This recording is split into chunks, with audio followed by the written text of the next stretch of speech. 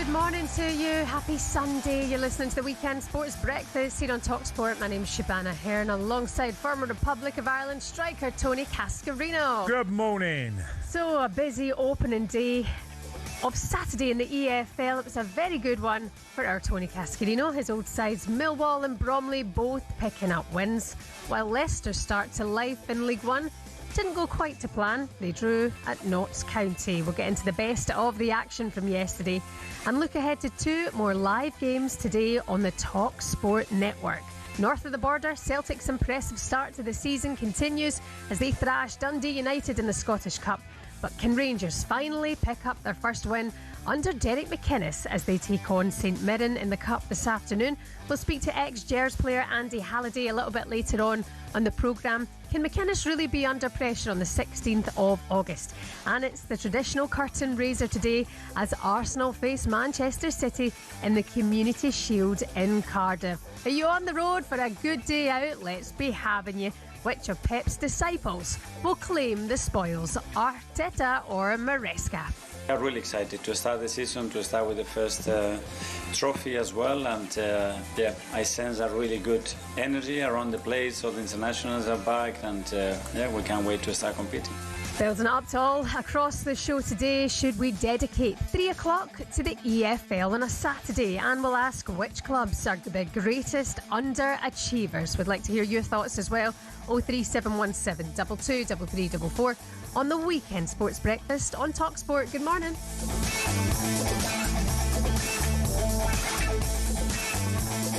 It's a wee bit of sunbeam just coming through.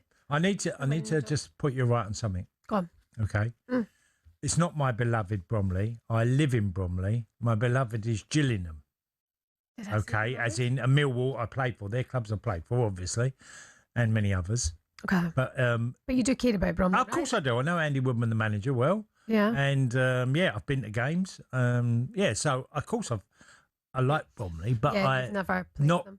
Compared to Gillingham. I remember one day, actually, a long time ago, we put Ali McCoist and Alan Brazil against each other as Rangers and Celtic players. And we were on air and Alan was like, I'd just like to remind everyone I've never played for Celtic.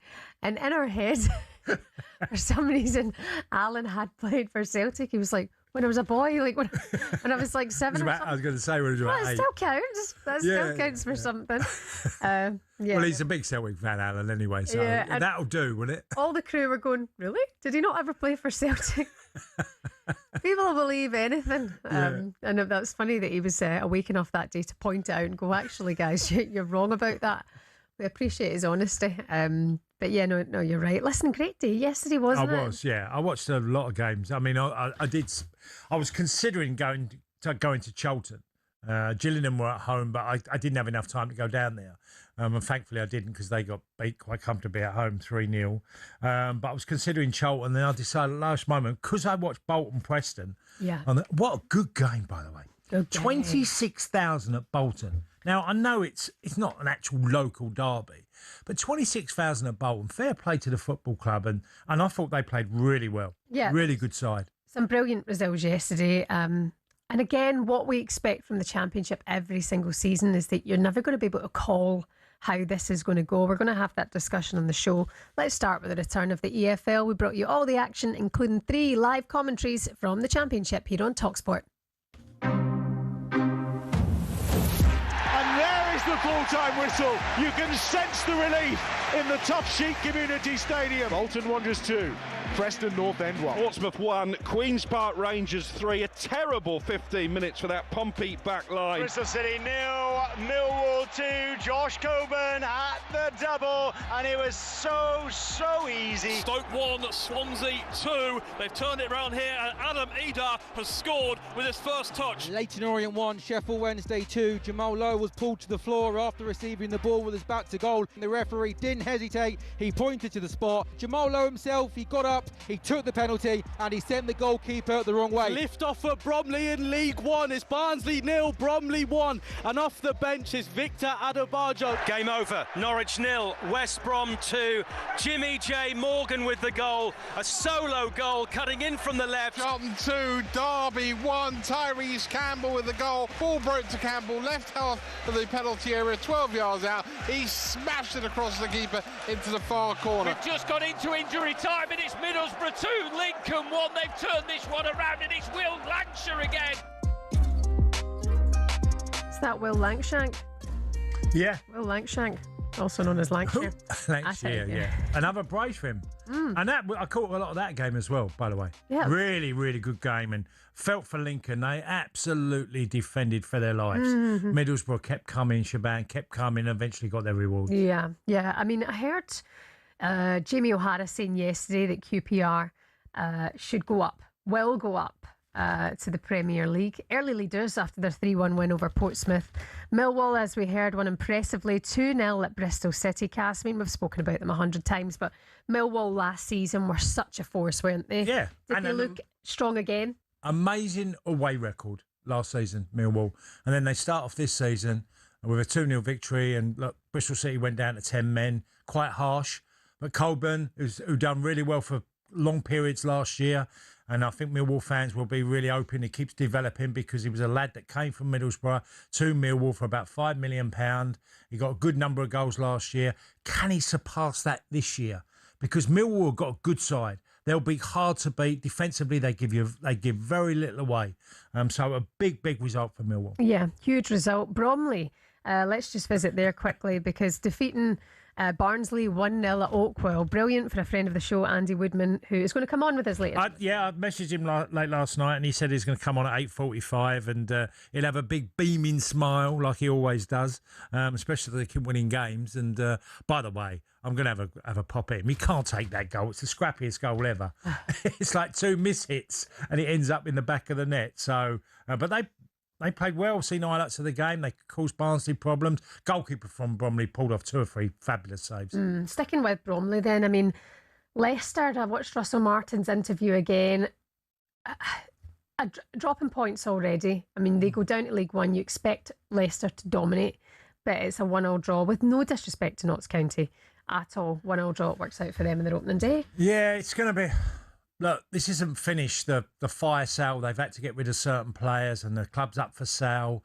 And I think if they get offers for other players that are still in the team that played yesterday, they could probably move on as well. People like Suter at the back. It's a tough one for Leicester fans. I don't think it's an obvious come straight back. And I said that yesterday. I feel like it's going to be a very tricky season for them. And Russell Martin's going to have one hell of a job to get that club turning around again. An absolute belter, by the way, was Reading Luton. Yes. I mean, what an absolute stonker. Came from 3-1 down, Luton, to defeat Reading 4-3 with a last-minute winner. Yeah. Up the Jack Wilshere. Yeah, well, it was the boy Marriott as well got a trick yesterday as well, and yeah, Luton. Look, he's started his apprenticeship as a manager, hasn't he, Jack? And he went in last year, and he sort of turned it around over the course. It's a tough club. I spent a lot of time with John Steele because I was living up by Luton. I was living near Hitchin, and I went to Luton a lot and saw John Steele's Luton for over a number of years, and they're a tough crowd there. They really do expect to be, they've been higher up in the echelons of football. So it's a tough gig for Jack, and he's a Luton boy. Yeah. So that adds even more pressure on him. But he'll be fine. I'm sure he will. Yeah, I mean, to get that result in that kind of fashion, to come back and get it, like say for the fans, opening day, all that kind of stuff, you would hope that they can kick on in that fashion, because, I mean, we're going to talk about underachieving teams a little bit later on. When you look at where Luton were, just so recently, with Rob Edwards being up in the Premier League to League One now, as the same as Leicester. I mean, they were as low as the conference. Yeah, Shebahn. I know. They really were. And, what a fight back that came from. And that started with John Steele, but obviously others afterwards that took Luton on, and they got to the Premier League. But yeah, you're right to mention them. Yeah, I mean, just quickly before we move on, Cass, the attendance since yesterday were absolutely brilliant, weren't they? I mean, everybody buzzing to have the EFL back. I mean, it really is its own beast. And when the Premier League returns next weekend, it probably won't even get the section that it deserves, you know? No. Because the Prem dominates and it kind of dwarfs the Championship sometimes, which is a shame when you look at the turnout, when you look at the numbers of bums on seats yesterday. It's incredible. Well, it is. And a lot of the clubs in the Championship, home games got well over 20,000. Middlesbrough had 31,000. There was a lot of excitement off the back of last year. But a lot of clubs, Charlton got over 20,000, 21. And then you drop down. I mean, even if you go to League Two, Shebahn, and you look at a club like Oldham, you know, they got 9,500 yesterday. Now, there's quite clearly that the EFL, the Saturday fixtures at 3 o'clock, and some, look, there were games, Bolton played early, Sheffield United played later, 5:30 kickoff yesterday, but you generally see a bigger audience, a bit like the Christmas period for the EFL. And I feel like, you know, Premier League has to find a way of, well, look, they clash heads sometimes, don't they, because of European football, but the EFL needs a slot. It needs a slot, and 3 o'clock and around is where it all works for them. Yeah. Not all being suffocated by Premier League games. I completely agree with you on that, and that's the thing. It has to be protected this weekend. It has been. It's the opening weekend. It stands on its own. But when the Premier League returns, the people go, oh, I'll just go back to the Premier League. Yeah, look, the Premier League. Obviously, these fans won't. Obviously, the fans won't. But well, you can see yesterday, it's the opening game of the season. There's a lot of people on holiday and they're getting really good crowds. All the teams at League Two level, League One, I'm probably sure people will say the same in the conference, bumper crowds. And it was that. I'm looking at the stadium yesterday, or even going back to Friday night. Wolves looked like it was sold out, Molyneux, on a Friday night. I know that's not a Saturday fixture, but these clubs, when the Premier League's not suffocating them, because there is so much emphasis on the Premier League, and we're guilty of it as well, because it's a big product. So it's just interesting that I think it needs its own slot on a Saturday. Okay, let's discuss that on the show. Don't forget, we still have 3 more Championship commentaries to bring you over the next couple of days. Watford, Southampton today at 1:30 on talkSPORT 2, and then followed by 2 promotion contenders. Burnley and West Ham is at 4 o'clock, and then tomorrow night, the Welsh Derby. Looking forward to that, by the way. Cardiff take on Wrexham. talkSPORT 2, 7 o'clock tomorrow night. It should be a fiery one. Coming up next, we'll get into this morning's back pages. It's the Weekend Sports Breakfast on talkSPORT. Morning.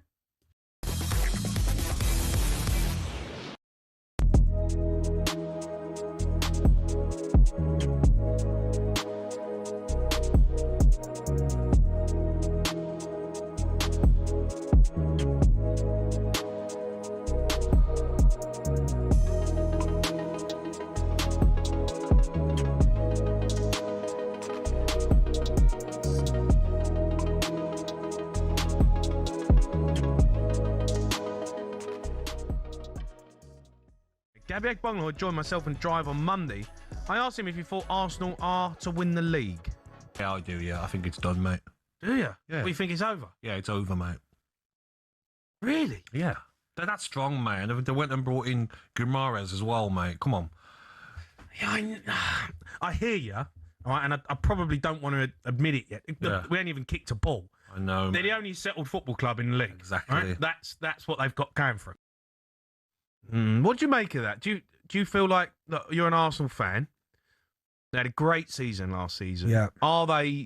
They're the team to beat? I think of course they're the Premier League champions. They're the favourites, but I wouldn't sit here today, no chance, and say, it's ours easy. No way whatsoever, because there's so many factors last season. I mean, Arsenal finally got over the line. They played a productive way that maybe for some people, I didn't actually mind it. I quite enjoyed watching it, but there were some people that said that they stunk the place out in terms of the way that they played the game, but they did what they needed to get over the line. Well, they did stink the place out. Well, no, you didn't.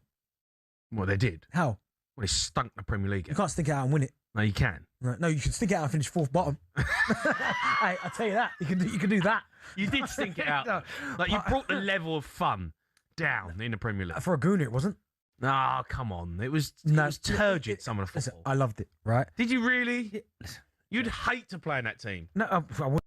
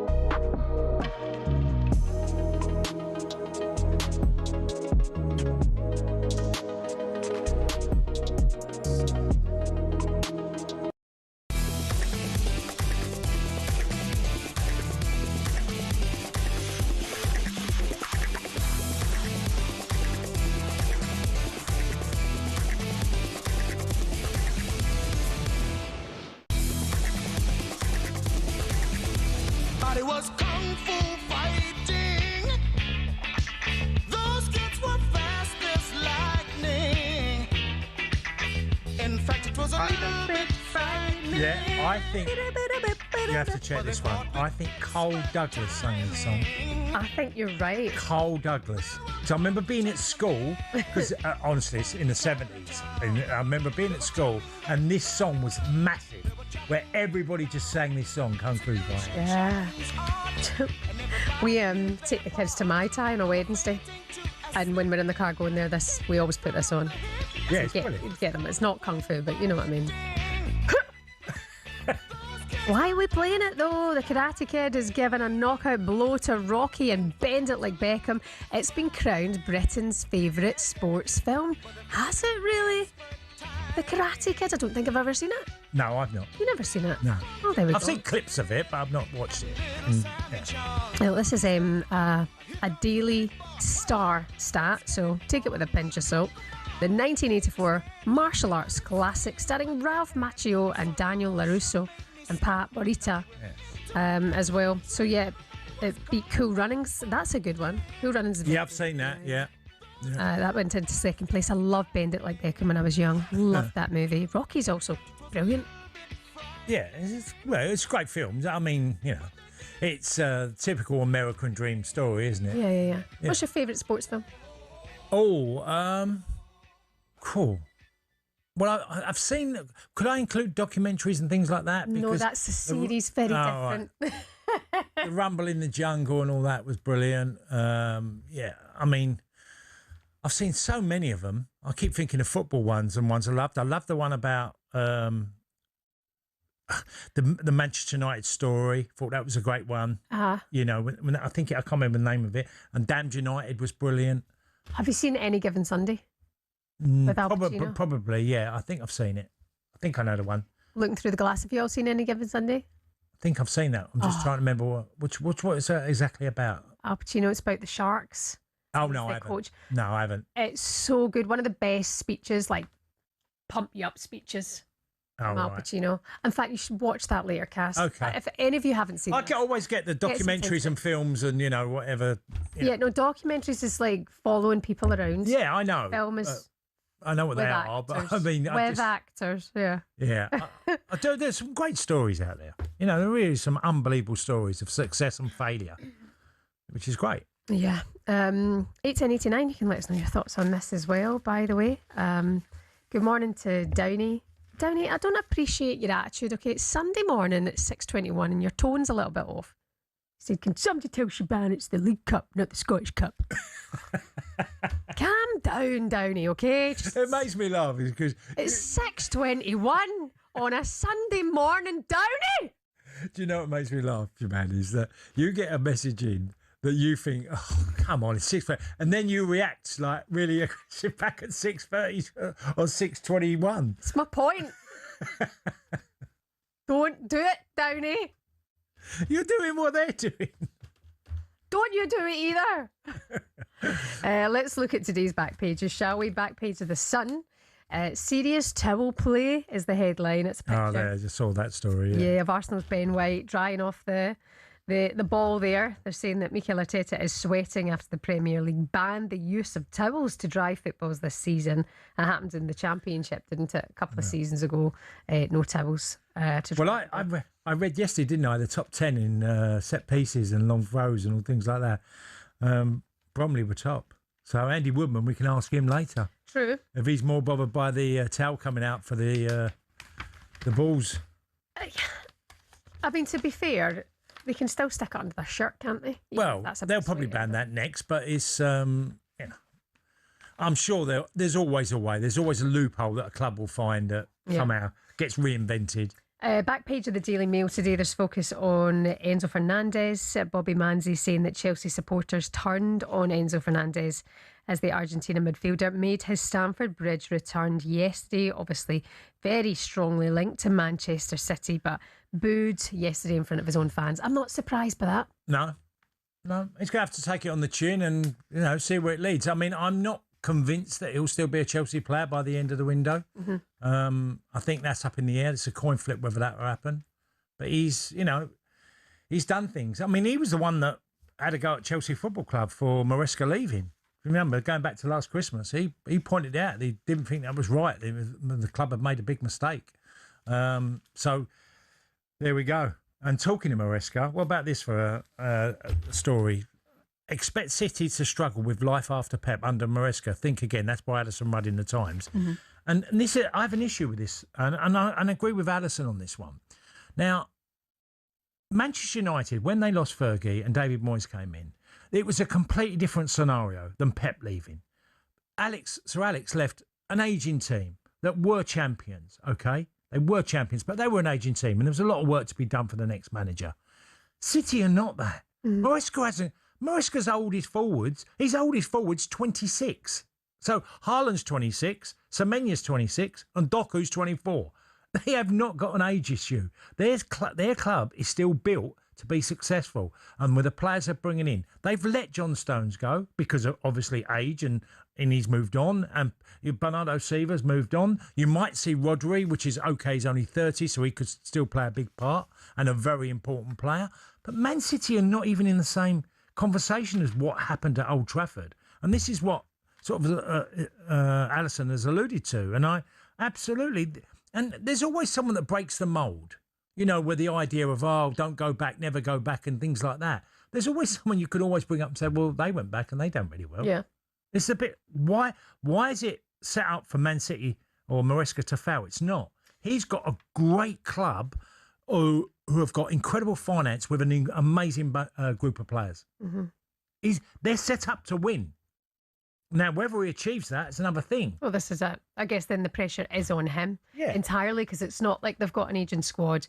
They've spent, again, big money already bringing in Anderson. You look at the last window, the players that they brought in. I mean, Premier League, good players, you know, great players, best in their position. Well, look, Man City have them all, so it's up to him. I think the pressure is definitely on him, not on the team. Well, it's on him, but he's still got an amazing array of players. Mm-hmm. Have you said to me, who's going to be top goal scorer next year if they stay fit? Haaland. It's pretty much a guarantee. Semenya will get a lot of goals again. You know, Doku will cause problems on the left. Now, okay, you can still say, well, one or two might get injured or whatever. City have got enough. They've got a lot of good players at their club. Yeah. Coming up for you today, by the way, on talkSPORT 2 at 1:30, it's Watford against Southampton in the Championship. Just reading about in the Sun today, the new Watford boss. I mean, they go round and round the merry-go-round, don't they? The Watford manager's Gareth Davies writing that Watford's new boss is aiming to build a top team with the help of Julia Roberts. He's working on improving his English. He's an Italian man, Alessio Donesi, and he's been watching Pretty Woman and Notting Hill films, including Julia Roberts, to get better at his English. Oh, right, okay. Could watch Coronation Street, but you've chosen Julia Roberts. Yeah. So I like his style. By the way, I've thought of my favourite sport film, if I can include it. Go on. Caddyshack. Oh, what's that? Golf. Caddyshack, I've seen it. Oh, it's hilarious. Caddyshack. You watch it, Shebahn, you'll find it very funny. I will do. It's one of the most famous comedies of sport. Brilliant. I'll watch it. You can keep these coming in. By the way, Jamie Jackson from The Guardian is going to be with us a little bit later on to get into the stories inside today's papers. You're listening to the Weekend Sports Breakfast on talkSPORT in partnership with Volkswagen Transporter. Up next, we'll look ahead to the clash at 1:30 today. Watford host Southampton in the Championship.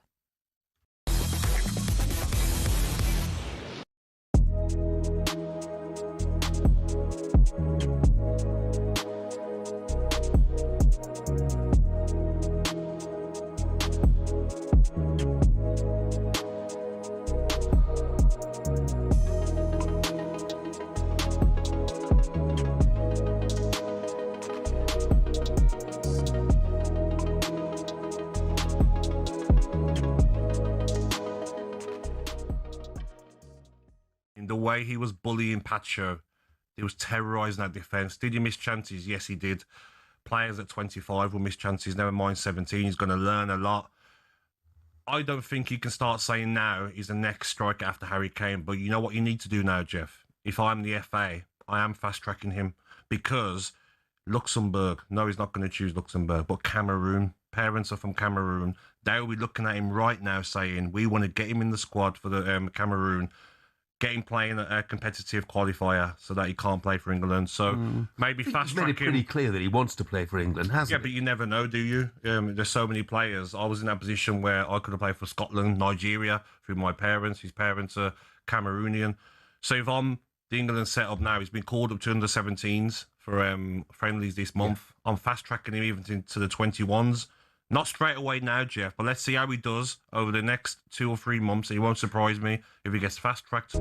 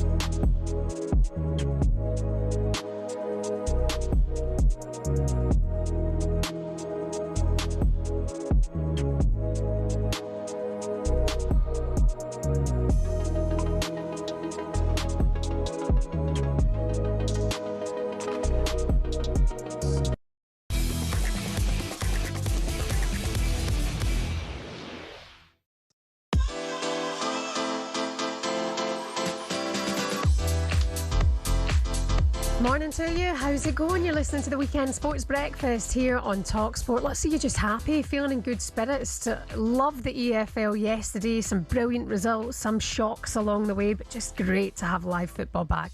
Isn't it? We've got you covered here on the talkSPORT network. Here's what's coming up for you here on the station today. Following us, 9 o'clock, Sunday edition, Sean Custis and Henry Winter. Always a great show with the guys. The warm-up follows them, Max Rushton and Barry Glendenning at 11 o'clock today. And then we have our first piece of silverware of the season up for grabs. The curtain raiser, traditionally, the Community Shield. Arsenal take on Manchester City today. It's our Natalie Sawyer with you from 1:30. I'm actually really looking forward to that game. Yeah. Maybe flavour of the Prem. Yeah. Yeah, Arsenal Man City. We'll look ahead to that later on. Close to call. Very much so. Change teams, all that kind of stuff. Yeah. I see a draw. I just see a draw. I can't see anyone nicking it. But, lots of fans heading to Wales for that one today. And Majestic and Alan Pardew will take your calls in the final word after that, so you can have your say. And finally, Trans-Euro Express with Andy Brassell from 9 o'clock this evening. Keep it talkSPORT to stay across absolutely everything. nasty across absolutely everything. Yeah, that's the word. Meanwhile, over in talkSPORT 2 today, we've got loads more EFL action. Southampton head to Vicarage Road to take on Watford. That's at 1:30. All eyes on Tonda Eckhart as Southampton start the season with a 4-point deduction in relation to Spygate scandal, which saw them thrown out of last season's playoffs. Here, that'll make a good movie. Somebody's making that, aren't they? Yeah, of course. Yeah, somebody's making that. That'll be a good movie when it comes out. Let's look ahead to this one now in a bit more detail. Host of In That Number podcast, Ray Hunt, is with us now. Good morning, Ray. Hi, Good Ray. morning, Shebahn. Hi, Tony. How are you? Yeah, we're good. Ray, yeah, good. Thanks for coming on. No problem. Southampton, tell us what you're feeling coming into the season, Ray. Well, I mean, on the pitch, I'm feeling quite optimistic actually, because I think if you look at last season, forget what happened. We were looking very good. You know, we had that run of 21 league games undefeated, and I don't think the team has changed an awful lot. We've lost Ross Stewart, we lost Shea Charles, but other than that, the team's pretty. Well, it's very, very similar to last season. So I think we can feel a little bit optimistic. Yeah, it's incredible sometimes. Look, what happened to you and the club and the Spygate thing and everything, what gets ignored along the way that actually you had a really good side. Very, very good side, yeah. And then let's not forget that we beat Arsenal in the FA Cup, knocked them out. We knocked out Fulham in the FA Cup as well. Yeah. And we took Man City to the 87th minute in that semi-final. So we could have gone back to Wembley for a final as well. And very, very good side. And then that's the thing with Eckhart. There's still no official punishment from the FA on him. This is still kind of hanging over him. I mean, he's been a naughty boy, like, let's now move on kind of thing. Let's just offer it up and move on. It's not ideal heading into the new season with this over him, is it? No, it's been a very, very long summer. This has been hanging over the whole club. And actually, there was a fans forum at St Mary's last week, and of course, the majority of the questions to the board were centred around Spygate and the FA. The verdict actually probably won't be here until late September, if we're to believe the rumours. But Tonda has just been told to concentrate and focus on the football for now. So I'm going to go off the back of yesterday that, I really enjoyed a lot of the EFL games at all different levels, watched it, and I thought there was a real excitement. And the crowds that turned up, especially in the Championship, and Southampton in a similar vein, where the excitement around the team, season ticket sales have been really good. Oh, yeah, absolutely. I mean, I think if you look at after Spygate, there was a lot of negativity towards Tonda Eckhart, and there was. I think there was going to be a lot of fans that were going to boycott it, but the season ticket sales have actually been pretty good. They've gone up, which was surprising. So the club have stuck with Tonda, the fans have stuck with Tonda, and we always travel so well. So I don't, I expect a lot of us to be there at Vicarage Road today. Yeah, I mean, that's the thing. There's a lot of other teams. I mean, today at Watford, there's going to be boos, there's going to be shady banter and whatever like that. But will this galvanise the team? Will this make you guys really push once again this season? I think we're going to be the pantomime villains, aren't we? All season, we're going to be pouted from it, and I think they're prepared for it. They know what's coming, but I think I could have done actually with a home game opening up just to ease those nerves a little bit. But I don't think the fans will. I don't think they'll care. I think after a while it should probably die down anyway. Well, I hope. Yeah. I wanted to mention Ross Stewart because as I know, I think he's still available to a club because I've always liked him and felt he does a really good job leading the line, and now he's left the football club. That's all based on injuries, really, isn't it? Yeah, he's actually signed with Swansea, right? So he has moved on, but his contract was up, and he was asked at the end of the season if he wanted to stay. I guess he wanted to see where he could end up, and he had a lot of problems with injury, as you say. So we got a lot out of him. What we could. When he played, he scored, and at the Championship level, he's fantastic. Great player. So I was disappointed that he didn't want to stay, but he has signed a 3-year deal at Swansea, so he's got what he wanted. And I really hope he kicks on. He can stay injury free and has a good season for Swansea. So in terms of today, then away to Watford, they have a new manager. How do you see this one going? What would be the ideal start to the season for you? Oh man. Oh, tender. Oh, we're on the cliff edge. That is a cliffhanger right there. Okay. That's such a good line, and then suddenly he's gone. Ray Hunt. We're on the hunt for Ray Hunt. He's gone. Ray, hiya, you're back. Sorry, How do you back, see this one going today? Yeah, I think it's an awkward fixture because it's really, really hard to grasp how Watford are right now because they've got the new manager. I don't know anything about him, to be honest, apart from the Julia Roberts thing that you just mentioned. Go. These are the important things to remember. And I know they've lost the Georgian lad, Chakvetadze. I'm not really sure what they've done in the market. Probably not a lot. And I know a lot of neutrals are not really that hot on Watford. So I don't really know what to expect from them. I said on our show that I'd be happy with a draw because I don't think Saints start the season very well. But I think with the 4-point deduction, it's crucial that we get off to a very, very good start. And to think we could be, we could hammer them 6-0 and still be bottom of the league. Yeah. So. Yeah. Are you going to the game? I'm not. No, I'll be going down the pub and having a few drinks, I imagine. Fair play. Well, for your forfeit of not travelling and following your team, can you shout a big "Up the Saints" at this time in the morning in your house? Up the Saints. No, that's not acceptable. Come on now, pretend you really need to offer. People are sleeping indoors. Wake them all up.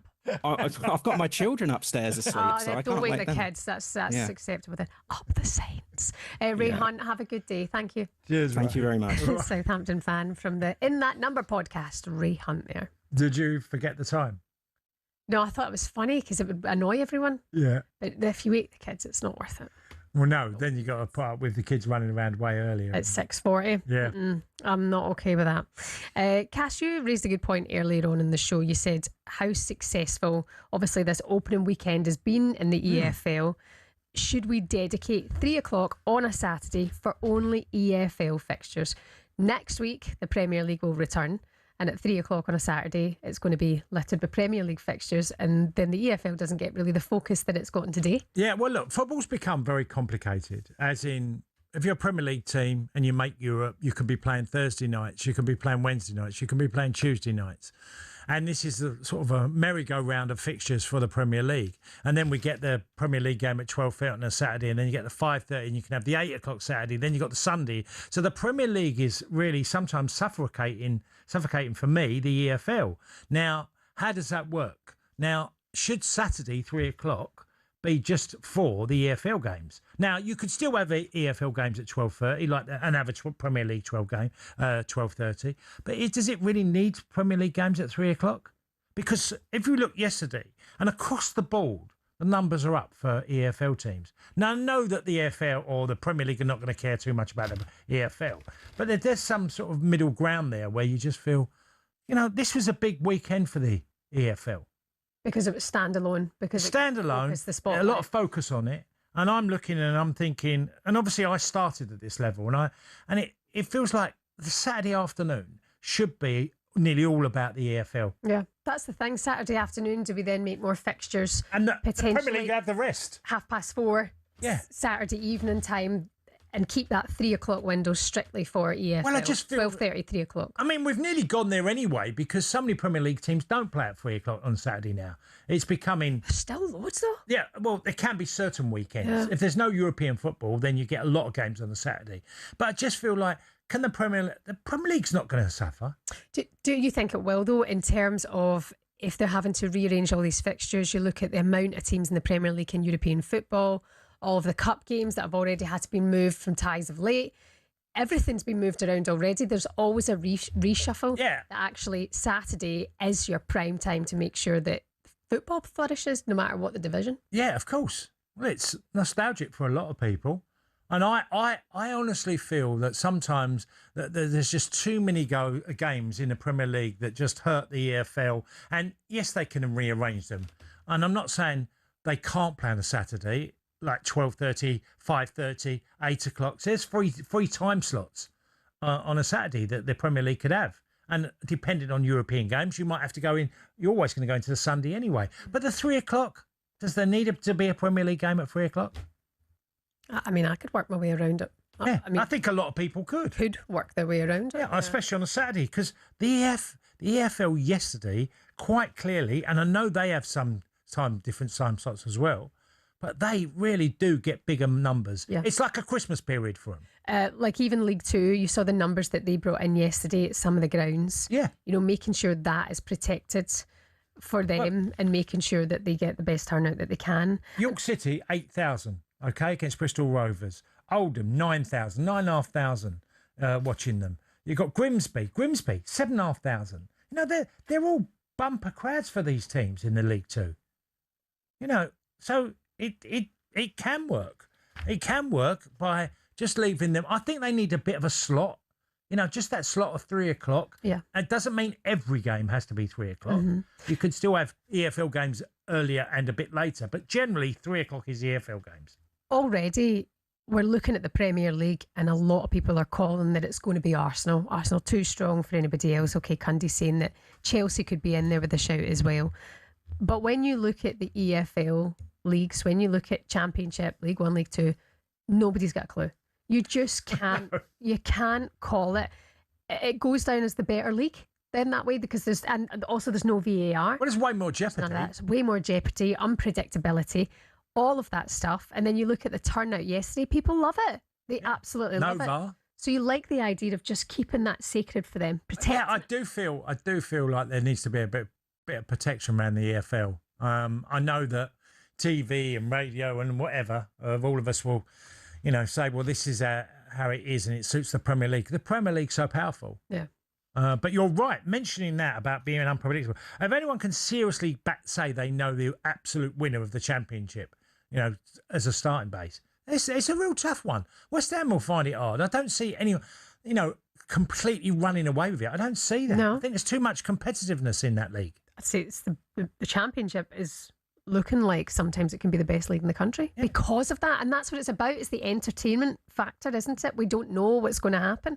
Well, you know, I would say you can go down lower. League One, League Two, the conference, the amount of, you know, infrastructure these clubs have now that they can compete. Championship EFL fans, let us know your thoughts on this morning on a potential EFL Saturday afternoon. Should that be protected strictly for EFL clubs? 03717 223344 81089. If you want to send us a message here on the Weekend Sports Breakfast on talkSPORT in partnership with Volkswagen Transporter. Volkswagen's 5+ promise is included when you purchase a selected vehicle. Terms and conditions and exclusions apply. Up next, the deluded Gunnar. He's going to be with us ahead of Arsenal Man City in the Community Shield. It's live on talkSPORT this afternoon.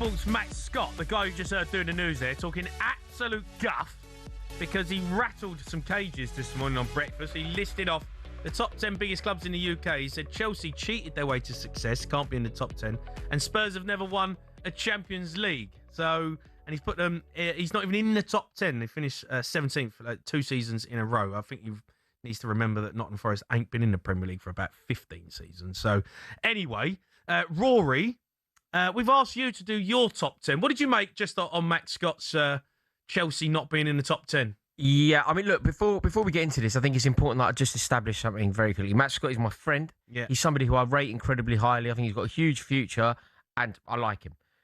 It is one of the worst things I've ever heard in my entire life, though. All of that being said, now I think we can just go for the jugular, be completely honest. Yeah. It gave me a migraine. Yeah. I feel like listening to that list, I've lost IQ points. Having heard that,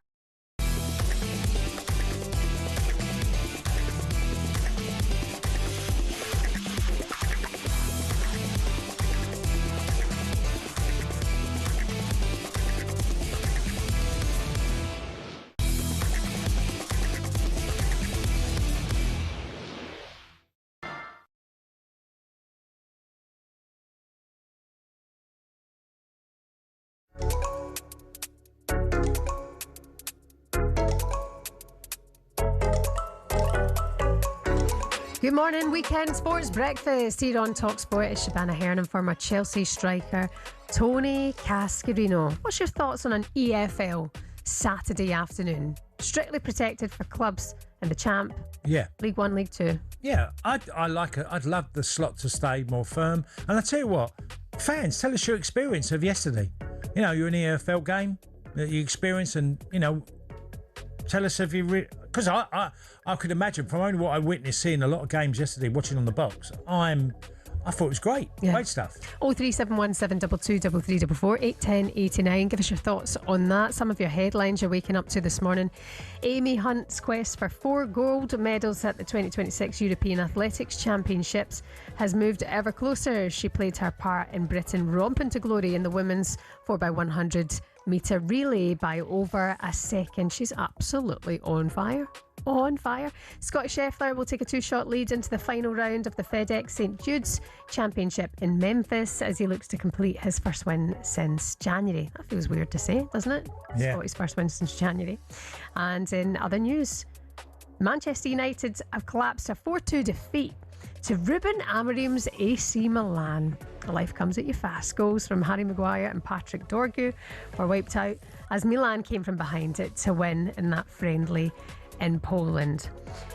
Is there anything? No. No. I can't. I mean, it sounds like a cliched old ex-pro.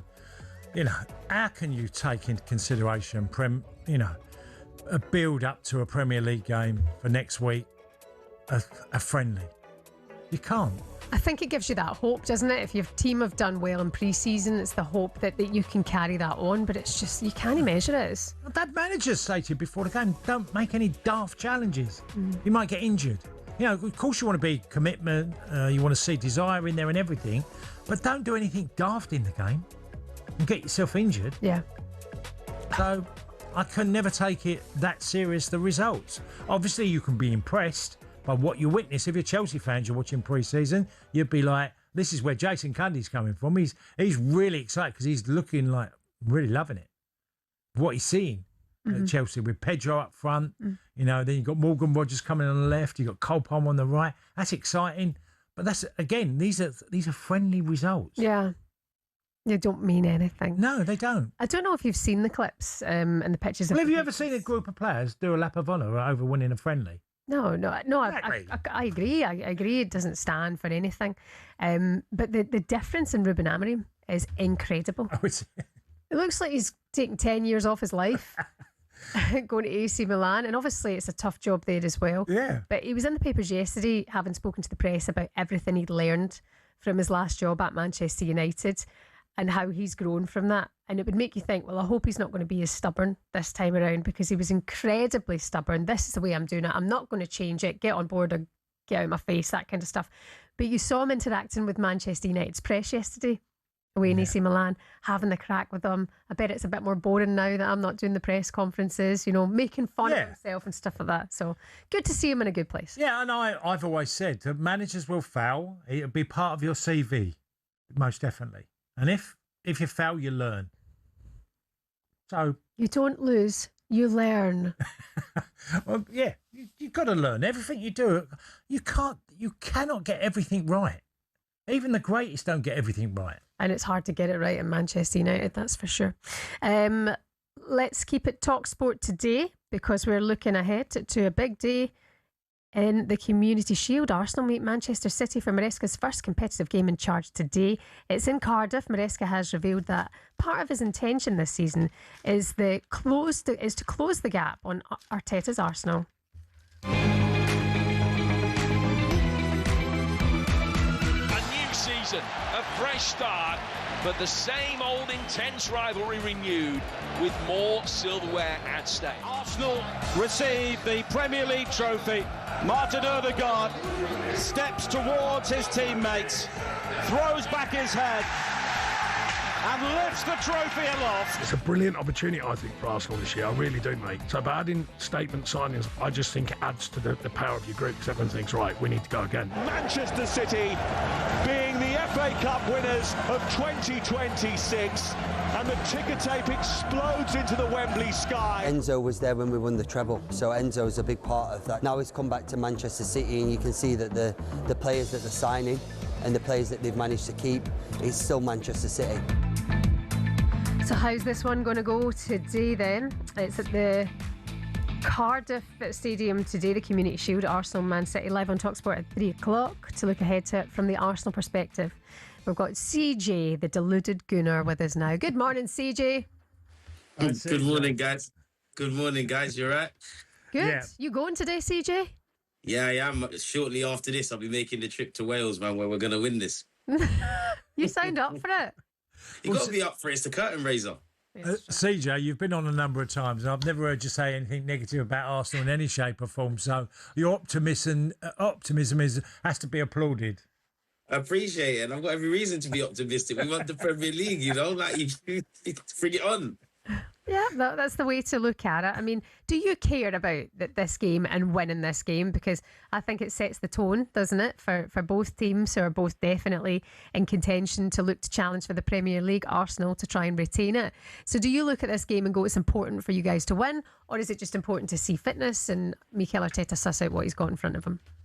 It's everything. It's a curtain raiser. I mean, Arsenal versus Manchester City. Of course, this isn't going to be two teams in full flow when you get past the names and everything at stake, but it's the curtain raiser. Fans are making their way to the stadium. There's silverware on the line. I think it's a bit of everything. It's a chance for Mikel Arteta to see tactically where we're at. It's a chance for us to equip ourselves against Manchester City. So I think it's got everything. There's a lot of unanswered questions, actually, as an Arsenal fan, you know, barring a couple of names. We actually don't know who's going to play left wing or right wing or up front or in central midfield, or maybe he's going to partner Gabriel at centre half. So I think it's everything to answer your question. Oh, well, look, I watched, and many people have watched Mourinho, the story in midweek, and you know, always treating every trophy with the greatest respect. Do you see a little bit of that in Arteta? Because I do. I feel like he's that guy that wants to win every time he plays.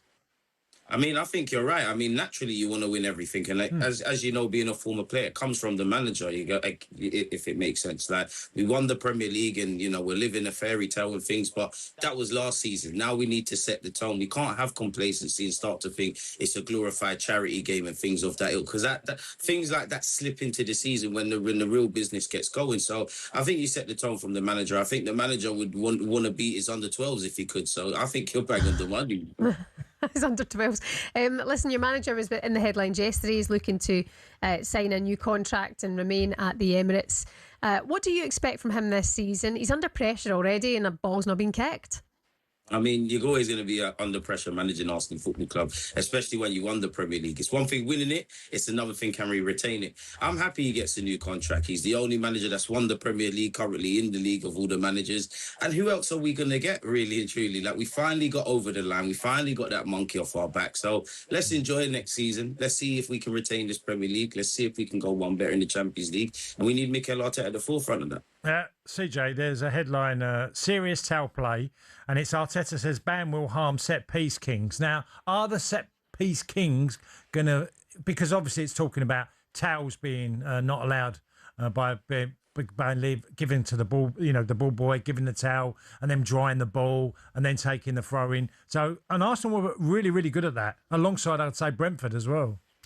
I mean, you know what? There's always going to be new rules. It's down to us to find a way to exploit them and blur the lines. But when you've got a set-piece coach like us, I'm not sure that will be an issue, if I'm honest with you. I mean, just wipe the ball on your shirt, innit? If there's no towel. CJ, are you going to care about what other fans think about Arsenal this season? I mean, as an Arsenal fan, I would love to implore all of my Arsenal fans, you can't care. You know, breathing as an Arsenal fan or breathing as a football club draws speculation. So if you don't support Arsenal, couldn't give a monkey's what you've got to say, really and truly. Okay, give us a prediction today. Arsenal to win on penalties. 1-1 in normal time. Okay. CJ, enjoy your trip. Go safely, won't you? We'll speak to you again. See you, CJ. Bye. Peace, guys. Thank you very much. Thanks for coming on. CJ Needham. If you're watching on the smart TV, we see it, but he's got a lovely smile, hasn't he? He's always smiling. I tell you what, he's the most optimistic Arsenal fan I've ever heard. Deluded. And well, yeah, of course, that's why he's called deluded. But look, there are fans like that at every club. No, they just believe their club's the biggest, the best. You know, they're going to win everything, and that's the way they live. Cup half full. Yeah. The good approach. Yeah, good approach. Oh, he's a lovely guy. CJ, the deluded gooner. Of course, it is live for you on talkSPORT today. Arsenal Man City, the Community Shield in Cardiff, live on talkSPORT at 3 o'clock with Natalie Sawyer. The build-up starts at 1:30. Coming up for you on the next hour here on the Weekend Sports Breakfast, we'll discuss what's going on up the road and what might be next for Scotland as they look like they're about to appoint a new Scotland manager. We'll discuss the great footballing underachievers as well a little bit later on the Weekend Sports Breakfast on talkSPORT in partnership with Volkswagen Transporter. Volkswagen's 5+ promise is included when you purchase a selected vehicle. Terms and conditions and exclusions apply. Good morning to you.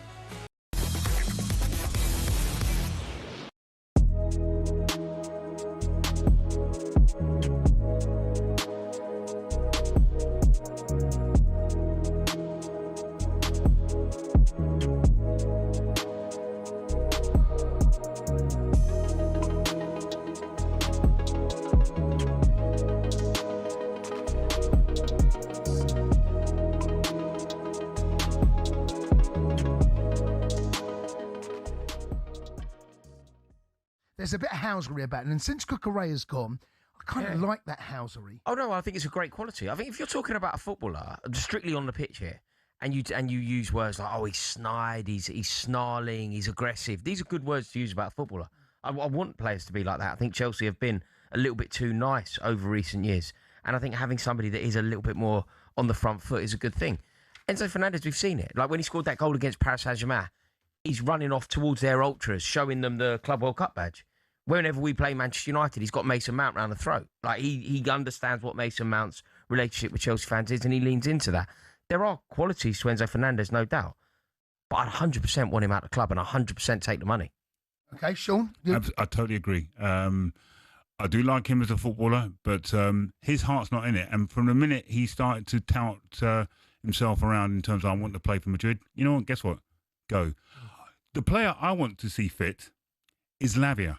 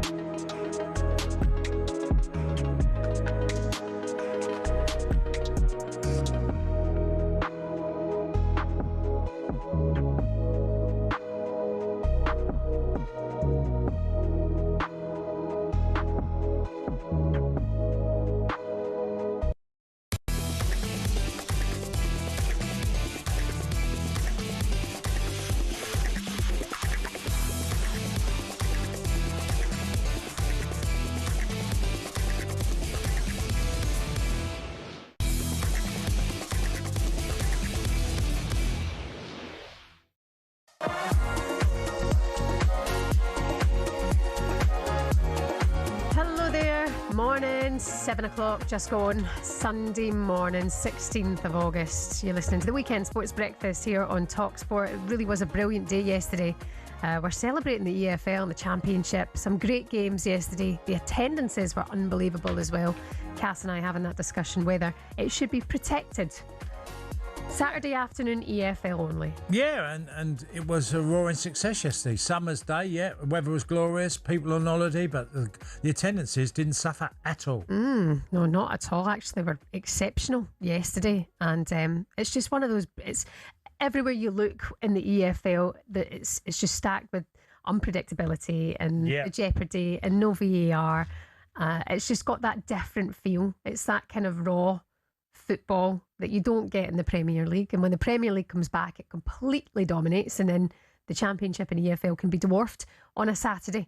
So we're wondering if we should protect that more. You can keep these coming in 03717 23344 81089 if you want to send us a text message on that. Right, we can delve deeper now into the back pages this morning. Loads of stuff going around on the opening weekend of the EFL and today's Community Shield game in Cardiff. Pleased to say the Guardian's Manchester correspondent Jamie Jackson is here to give us some more details. Good morning, Jamie. Hi, Jamie. Good morning, good morning. Oh, you are bright and breezy today, Jamie. Always. Okay, Jamie, where are we going to start? Where are you going to send us? Obviously, the Community Shield today, lots of stories around it. So where are you going? Well, the Community Shield obviously involves Arsenal, and there's a classic Sun headline on the back page, serious towel play. Sort of serious foul play, serious towel play. And this involves Arteta, let's say, and feeling a bit of disquiet about the fact that they're no longer going to be allowed to use a towel to dry the ball ahead of a throw-in. And obviously, you know, we know that Arsenal are sort of set-piece masters, maestros. I'm not completely sure if this was tongue-in-cheek, because the quote from him then goes on to say, well, maybe we'll wear hats, you know, just for something to dry the football with the ball with. So it's a funny one, but it's interesting that they have banned the towels. I'm not completely sure what the thinking is, why they're doing this. They think, I don't know, do they believe it's an unfair advantage? I was interested to read actually that both sides had to agree to the use of one, because I wasn't aware of that, you know, with regard to a towel. So yeah, that's in the Sun. So is there a time element, Jamie, on that, because of the time it takes to dry the ball? You know, there's a 10-second rule and yeah, exactly. Because Charlie Wyatt's story sort of goes on to say that, you know, there's a crackdown on what you're saying with regard to time wasting. So I think it is with regard to that. You're correct. Listen, I can't believe Arsenal are reduced to just sort of set pieces. You know, that's why they're the champions. But I do understand. You know, it's a very funny story, really. Yeah, we had this discussion yesterday as well. I mean, we know that Mikel Arteta wants to see more in terms of goals from open play next season from the recruitment he's trying to do this window, not obviously getting Vinicius Junior. So you wonder if you are going to see something else. He knows the game is changing slightly, and he'll have to adjust. And they'll be sussing That's them what out. all managers do. That's it. Enzo Fernandez has been booed for Chelsea. I mean, he was a big topic of conversation yesterday. Not gone to City just yet. We wonder if that will happen for 120 million, but his fans aren't having him at the moment. Yeah, this is in the Mail and a few other, probably all publications, to be honest. I mean, it's not that big a surprise. You know, the player wants to leave, it's obvious. He's had his ups and downs at Chelsea, and I'm being polite. With regard to a sort of domestic crowd, I know, you know, we're multicultural, but some people were not particularly enamoured by his sort of, you know, Argentina display with the Malvinas thing.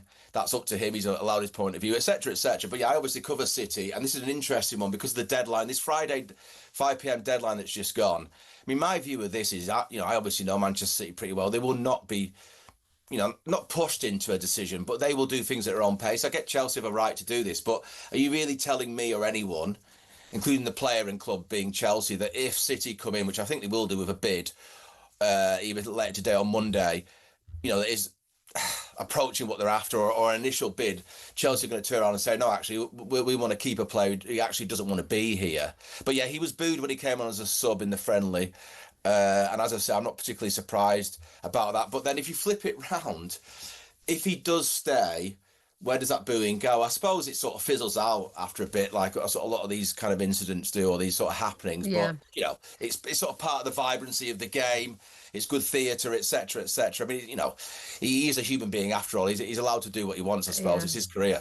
Will McPherson actually says in his piece in the Telegraph, Fernandes is roundly booed by Chelsea fans. In the piece, he says the condemnation of Fernandes was not universal. However, some fans singing "Oh, Enzo Fernandes" when he got the captain's armband from Reece James. You know what it's like? If they keep him and he's scoring goals and he's winning games, all will be forgiven anyway. Yeah, exactamundo. I mean, and that's, as I say, it's a little bit pantomime-ish. We're in pre-season. I completely get it. It's not the end of the world either way. You asked me a slightly different question. I think it'd be a good signing for City because Maresca actually, obviously loves him, and he'll give City a bit of edge. And with Rodri on his way, I think, listen, he's not in the same class as Rodri, but he will give them a bit of venom, a bit of edge, as I say. And I think Maresca in his first term could do with that competitiveness, basically. If that happens, what will happen with Jamie? Do you think with the captaincy at City? Yeah, well, this is a story sort of in other papers as well. Sunday Times carrying it. You basically, the only two sort of senior players left are Diaz and Haaland, which are two very good senior players to have. I personally, it's not my decision, I would go for Haaland because I just feel his persona is bubbly. He's obviously the totem player, scores all these goals. I think you mentioned earlier in the show, Tony, that he's, he probably will be the Golden Boot winner. He's won it 3 of his 4 seasons. He's a phenomenon. And I just like his style of play. He's always got a smile on his face. I don't know if you ever check out any of his sort of social media or YouTube. He's a very likeable, lovable guy. And I think that'd be a sort of, a nice emblem to have. I think it probably got a Diaz, but with regard to my choice, I go with Haaland. But I think it'd be one of those two players because Silva's left, Bernardo Silva, John Stones, Nathan Ake.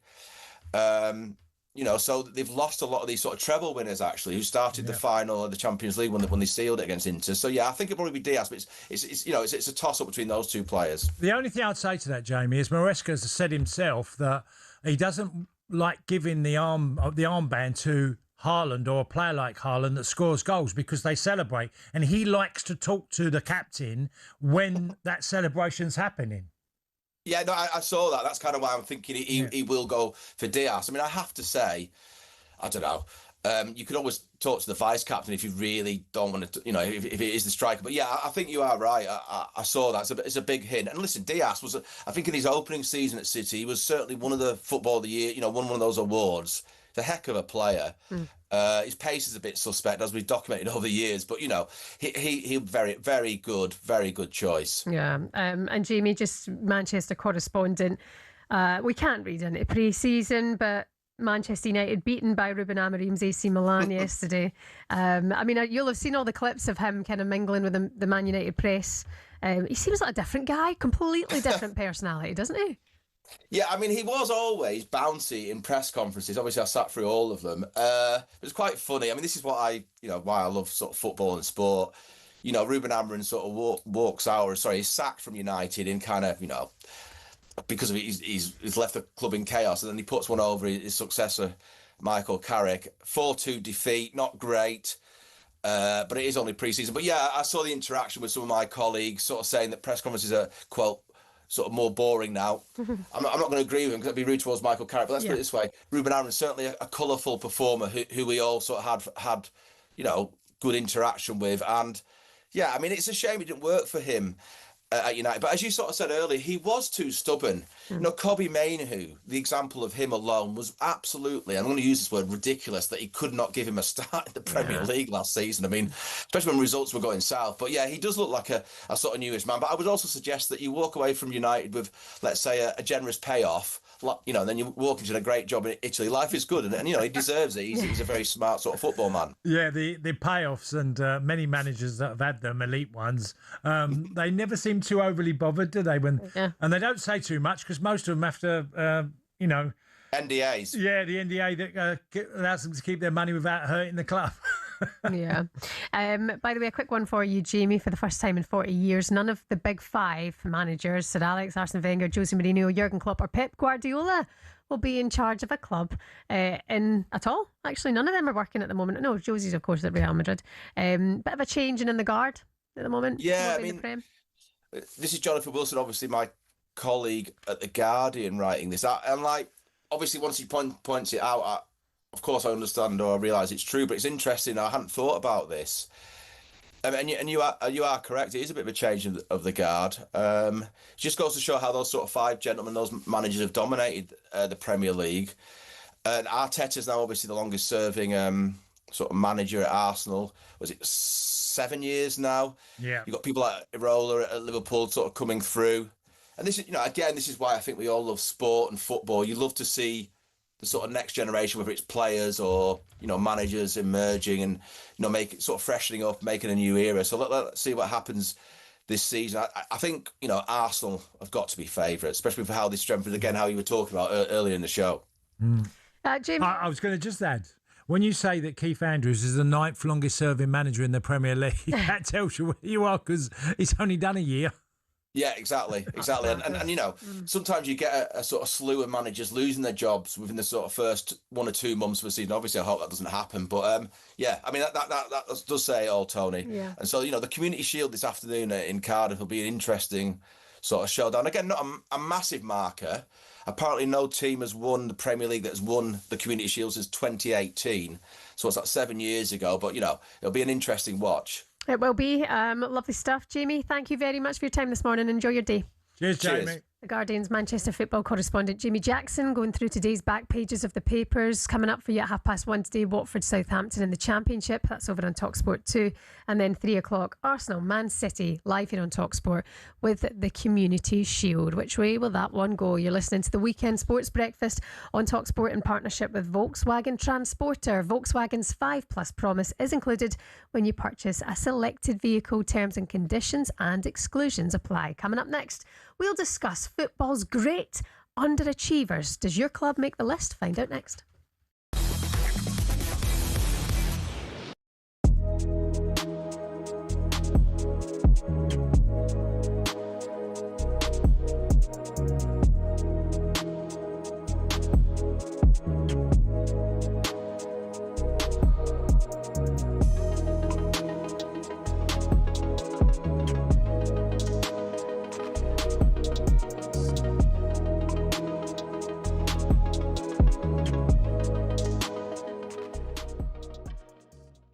You want to swap one Europa for one Prem? Yeah, all right. Yeah, Two. obviously. You're swapping 2, Jay. You are. I don't know. Jay, you are.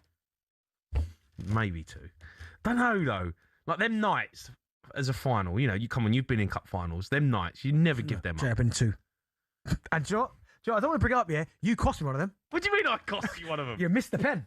So Hold on. Wait, hold on. I didn't see you taking one. I said to Harry, I'll take one. No. 5. No. Let's have this out. Don't be blaming me for your Carabao Cup loss, all right? Because I took the first pen and Darren Bent was nowhere to be seen. And listen, I'm going to tell you the exact truth of what happened. No, At the time, I was a penalty taker. I said to Harry, I'll take 1. He said, no, you take 5. I went, no, Robin King took 5.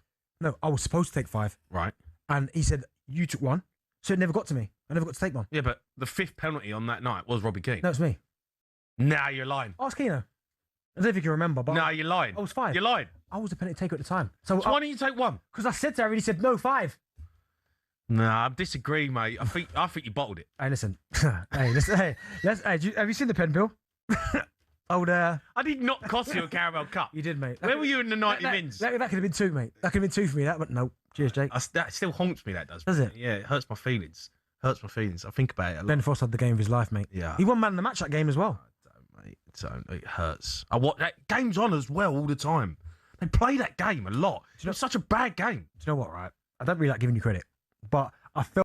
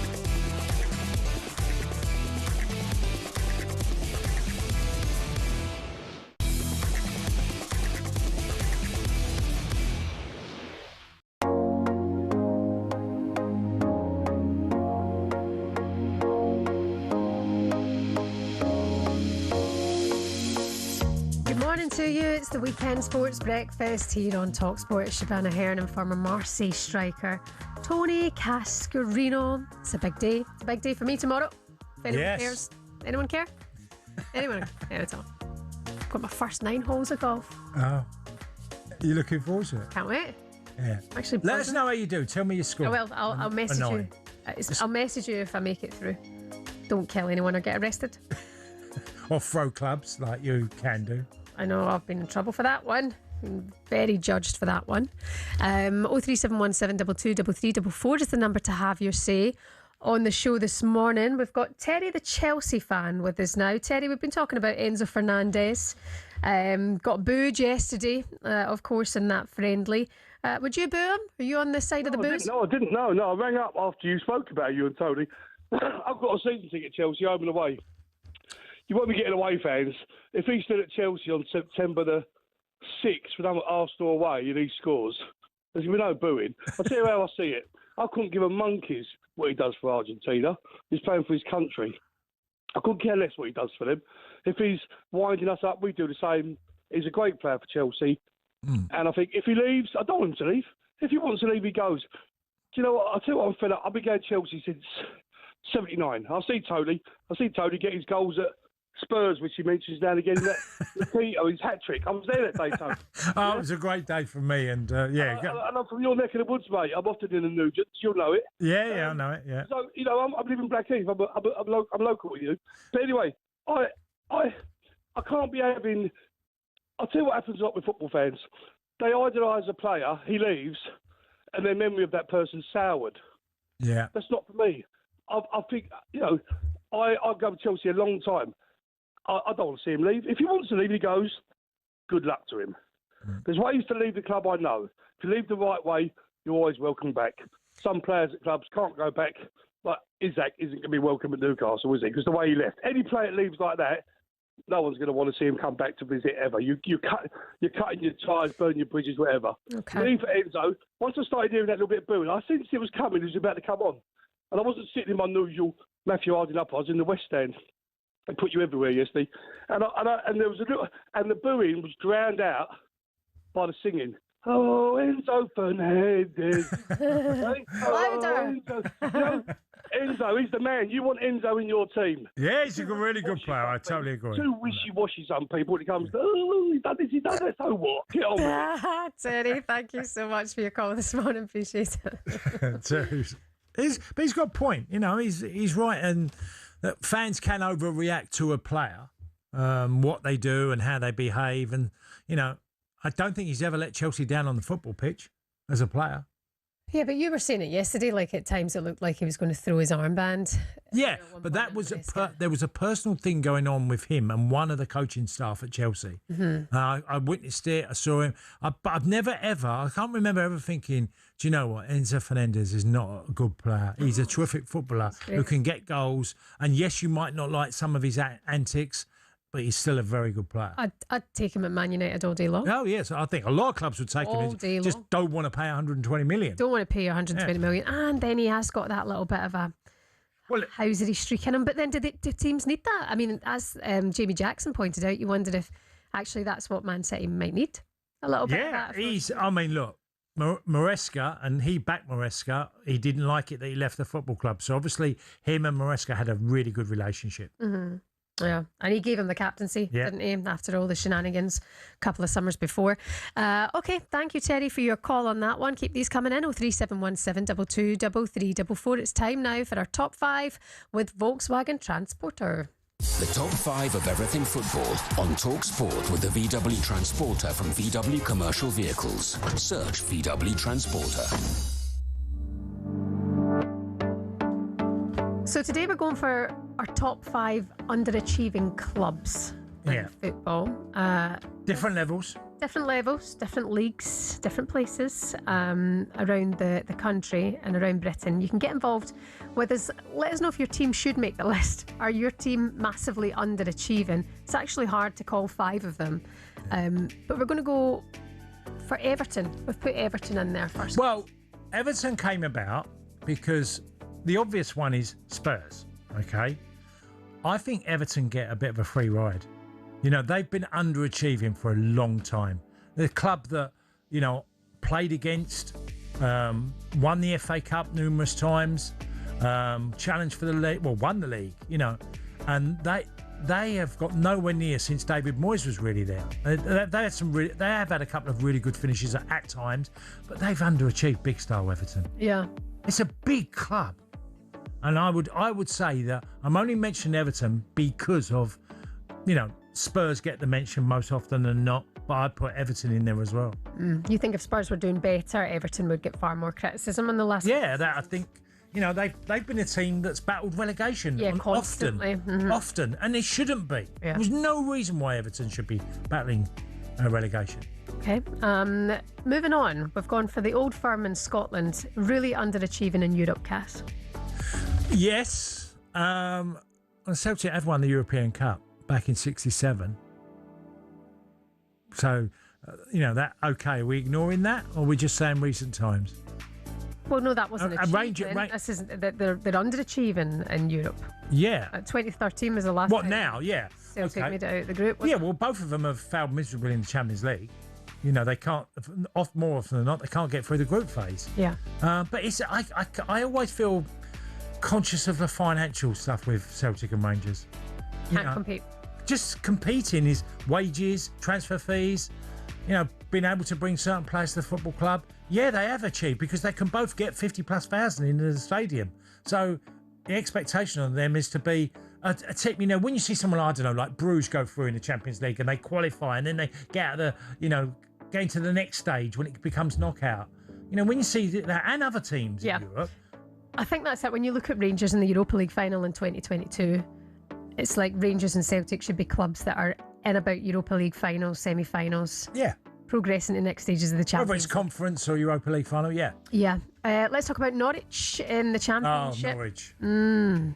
Yes. I mean, this club amazes me. I think Norwich gets 26,000. Watch them, you know, any type of the year. They get these fans in there. They're always there, backing the club. The club have spent money at times. They've changed managers, but Norwich have just stagnated. They've just stopped in the Championship.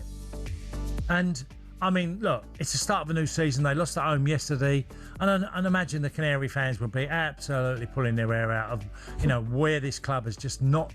And they've witnessed Ipswich go up a couple of times. You know, Norwich are a really good football club. You know, great support. But strange how they've never. Oh, I say never. It feels like a long time since they've had anything to sing about. Stoke City. Similar. This jumps out. It really does. Yeah. That sticks out. You have to go back as far as what Tony Pulis before it were really a side that were, you know, the old saying of going to Stoke on a Tuesday night. Yeah, I mean, 8 seasons, consecutive seasons in the Championship, but they've finished in the bottom half of the table for 10 seasons in a row. Wow. Yeah, and they've got money. The Coates family who run the club spend a lot of money on transfers. A lot of it hasn't worked out. They've changed managers often. It's a strange club. It feels like there's a curse on that football club. Yeah, that's in there. And also you've gone for Gillingham in League 2. Yeah, my Gillingham. I'm mentioning Gillingham because they're in League 2 now. They had a really poor season last year. Okay, the manager, Gareth Ainsworth, who had an issue with his health last year, which didn't help.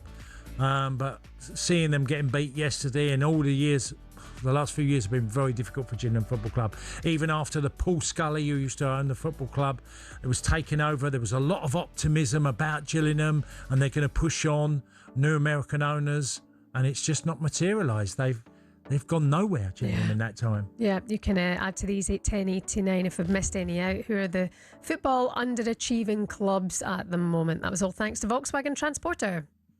The top 5 of everything football on talkSPORT with the VW Transporter from VW Commercial Vehicles. Search VW Transporter.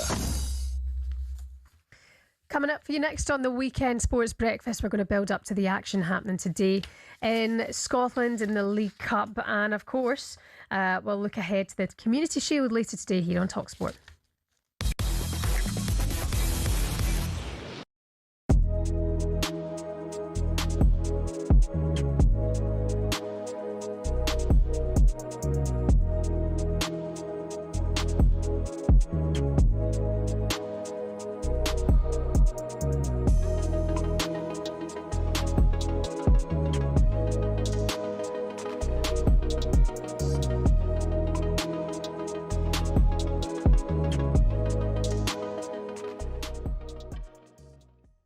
Who's winning the title? Don't know. I don't know. I want to know what you think of this because I haven't got a clue. I really haven't. I think it's one of the most hardest calls to make we've had in recent years. The thing is about Manchester City, I wonder without Pep how different it'll be. Yeah, and if they lose Rodri. Exactly. You wonder what it's going to be like, but then you never write them off. Arsenal, I think, look like the most complete team. Gabriel injured though for 5 months. For 5 months. And Trossard going out. I don't like the Trossard sale. I really don't. I think he's such a big, influential player for them. I can't believe they've sold him. I know, but then Guimaraes came on in. Big signing. Like him a lot. But then I also look at Manchester United and I wonder, but Chelsea, I think, Jason's right. I don't think we should be sleeping on it at all. No. We could have a 5 or 6 horse race this season. Yeah. That would be incredible. It really would. I don't want to see somebody run away with it. Go on then though. But Jason looked down the camera and delivered that it will be Chelsea. I know. So who is it, Ben? Put your neck on the line. I'm going to say Man United.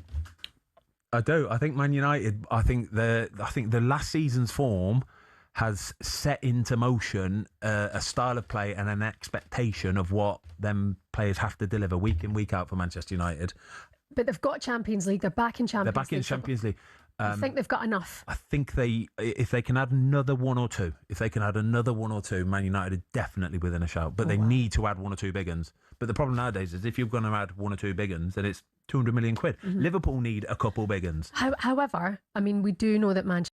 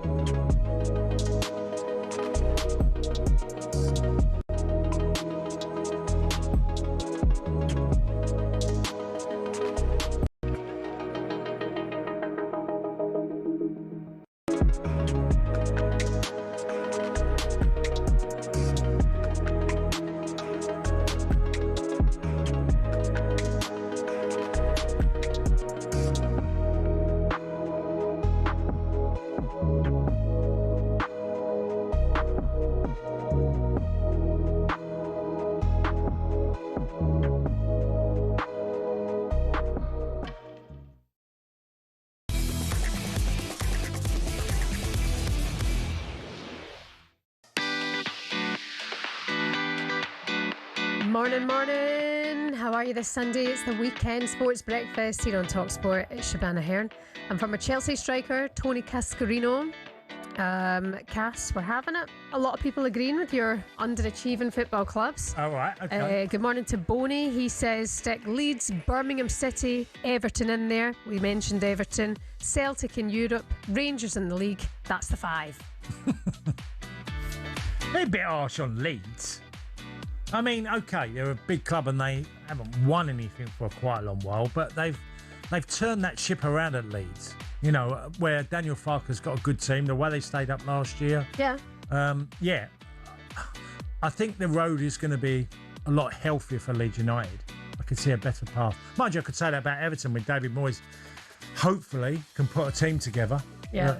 And change things. Yeah, like you say, they've been a long time. Yeah, Everton is a long time. And Everton, yeah. You know, they were really good sides in the 80s. They're great sides. Some of your headlines you're waking up to this Sunday morning. West Ham United have broken the EFL transfer record by paying £22 million to sign midfielder Arne Engels from Scottish champions Celtic. Remember, West Ham are in action live on talkSPORT 2 against Burnley at 4 o'clock this afternoon. Sad to see him go, but good money at the club, and I'm liking the signings we've seen coming in. Therese Campbell smashed in a second half winner as Charlton came from behind to beat Derby County 2-1 on EFL opening weekend. And in Formula E, victory for Porsche driver Pascal Wehrlein sent him back to the head of the Formula E Drivers' Championship and set up what is effectively a title showdown with runner-up Jake Dennis in today's season finale here in London. talkSPORT's John Jackson has the latest on today's racing. That's right, yeah, the final round of the season, 17th race of the year here in Formula E. It's also the end of the third generation. We've got a brand new car coming next season, which is going to take this championship to the next level. We're also saying goodbye to this arena I'm standing in right now in the pit lane, the Excel Centre, which has been huge for the championship. It's half indoor, it's half outdoor, but they've simply outgrown it. The new cars, too fast, too big. We move on to bigger and better things at Brands Hatch next year. But I know Karun talked you through what would happen this weekend, and yesterday when he was on the show there were 9 drivers that could potentially win this championship. Now going into this race today we are down to 3, but realistically there are just 2 drivers that are battling it out for their second championships. Jake Dennis, who came into this weekend leading the championship, he's now 5 points behind Pascal Wehrlein with Porsche. He won 2 years ago right here in very similar fashion. He won the first race of the weekend and then he sealed it on the Sunday. Now Pascal won the first race of the weekend here yesterday. Can he seal the deal? If he wins the race later, that is it. He will become a 2-time Formula E world champion, and Porsche will probably win the team's championship as well, meaning a complete clean sweep for the Germans. However, our British hopeful Jake Dennis is still very much in contention, and there's an outside chance that Mitch Evans can do the business, although it's looking unlikely as he prepares to leave Jaguar after a decade racing with them. It's all live on the talkSPORT Driving YouTube channel from 3 p.m. You can also watch it on ITVX. Lovely stuff. John Jackson there. That must be the first time this year he's actually got home. Every time we hear from him, he's somewhere in the world. But today, he's in London. If you're interested in that, you can watch it on the talkSPORT Driving YouTube channel. Cass not made any of the back pages today, which I'm concerned about, because I think it's quite a big story, is that Scotland are looking close to appointing a new manager. Former AS Monaco manager Shebahn Aherne is understood to be Scottish FA's leading candidate to take over from Steve Clarke, with a deal close to being agreed. Here's talkSPORT's European football expert Kevin Hatchard with more on the Scotland candidate. Some fans might remember Sebastian Pocognoli as a left-back playing for both Brighton and West Brom, and he also turned out for the Belgian national team. But it's as a coach where he's really made his mark. He was able to lead Union Saint-Gilloise to a historic achievement, their first Belgian league title in 90 years, and therefore they qualified for the Champions League for the first time in their history. He then made a move to Monaco partway through last season, but he failed to turn the team's fortunes around, although there was a good spell of form during that campaign. He's a manager that is happy to tweak his game plan depending on the players that he has available to him. He prizes a high work rate. He wants his teams to be aggressive and he wants them to press. It'll be fascinating to see what he can do with this Scotland squad and how he can move on from a successful era under Steve Clarke.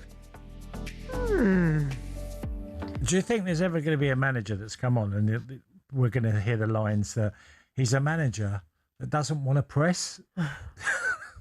That's. I like the sound of it. It sounds great. Well, it sounds great because it's basically saying we're going to close teams down and stop them. Yeah. Do you know what I mean? That's what pressing is.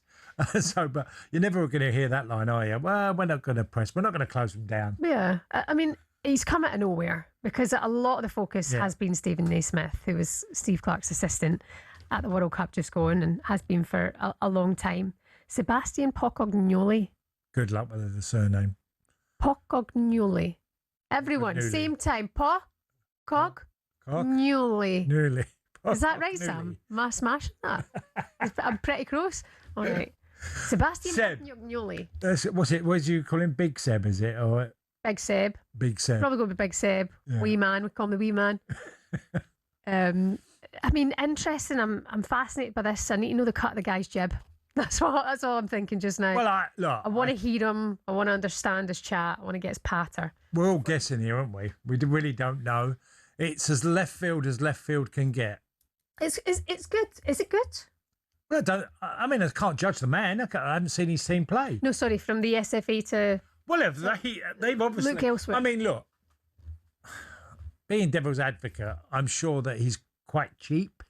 I don't want to say that sounds like that's disrespectful, but they've probably paid less money for him to pay him a wage by year, which we've seen Wales do at times, haven't we? Mm-hmm. You know, so I would suspect that was part of the reason, but also they must be excited about him. Yeah. You know, he likes attacking football. Yeah. And that's not what we saw a lot of with Steve Clarke. But when you look at the Scotland team... Well, when you beat Denmark 4-2, you had an attacking team. Yeah, that night. Yeah, that night. And then we went to a World Cup and put the handbrake on. Yeah. And double strapped ourselves in. That's the thing. Mm. Who are we getting that has a standout philosophy constantly, and every time we go on the pitch we know what we're going to get, you know, because you know the team. Yeah, I mean, look, you got to a World Cup was a massive achievement.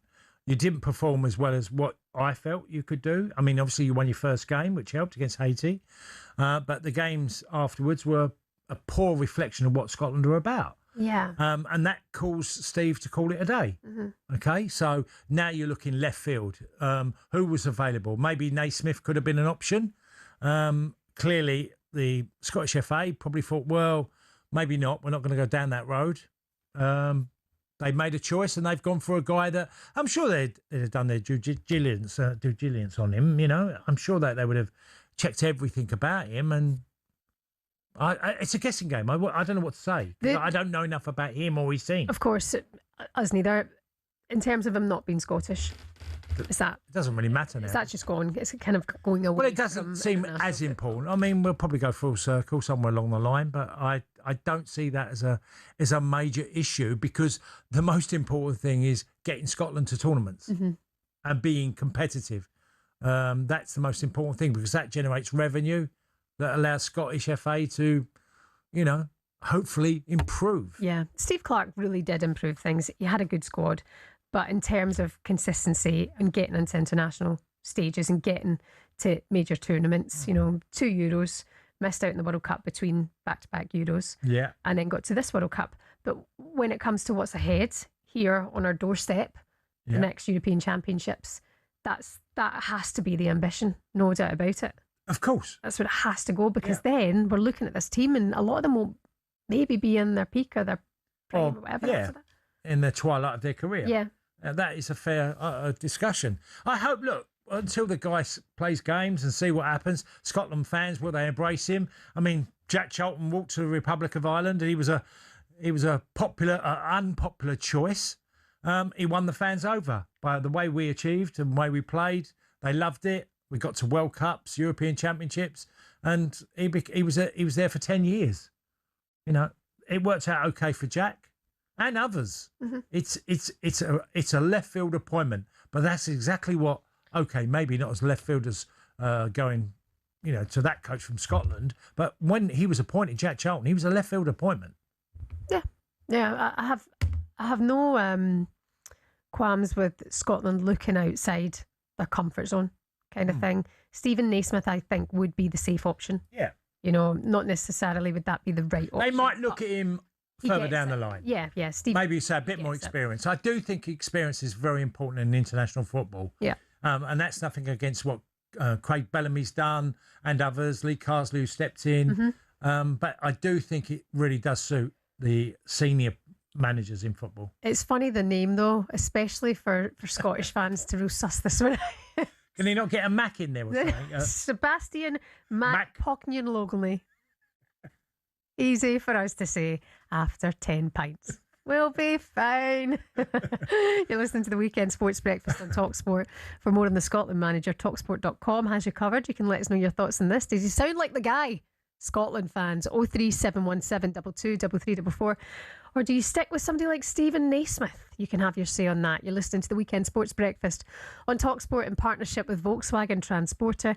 Get complete peace of mind with Volkswagen's 5+ promise. Terms and conditions and exclusions apply. Coming up next, it's another big day for Derek McInnes and the Gers.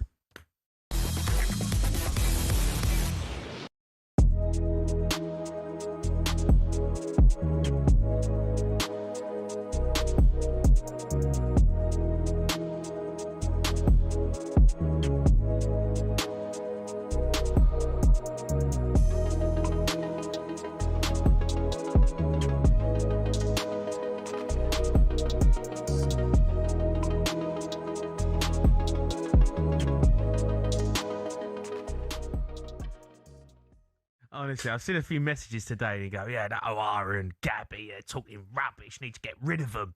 You know, Rory talks sense. I'm like, having a laugh.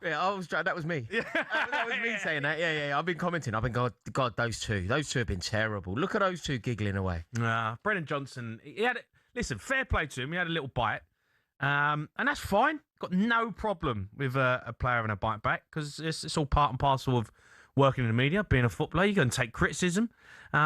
He obviously didn't like the fact we said it was crap for crap. What he didn't realise, and I'm sure... That's weird of him, isn't it? Yeah, obviously he's not going to like that. But, you know, it was only a bit of a laugh. But, you know, I get it. People are going to... You get the ump with things. I've been called crap plenty of times. Get called crap every single day of the week. Don't take it personal. All right? It is what it is. He has been crap. Yeah, I think that's like, the point. I'm sorry, but, you know, like, I'm not saying he's a bad player. Anyone who plays Premier League football, anyone who does what he's done, fair play. Brilliant. Last...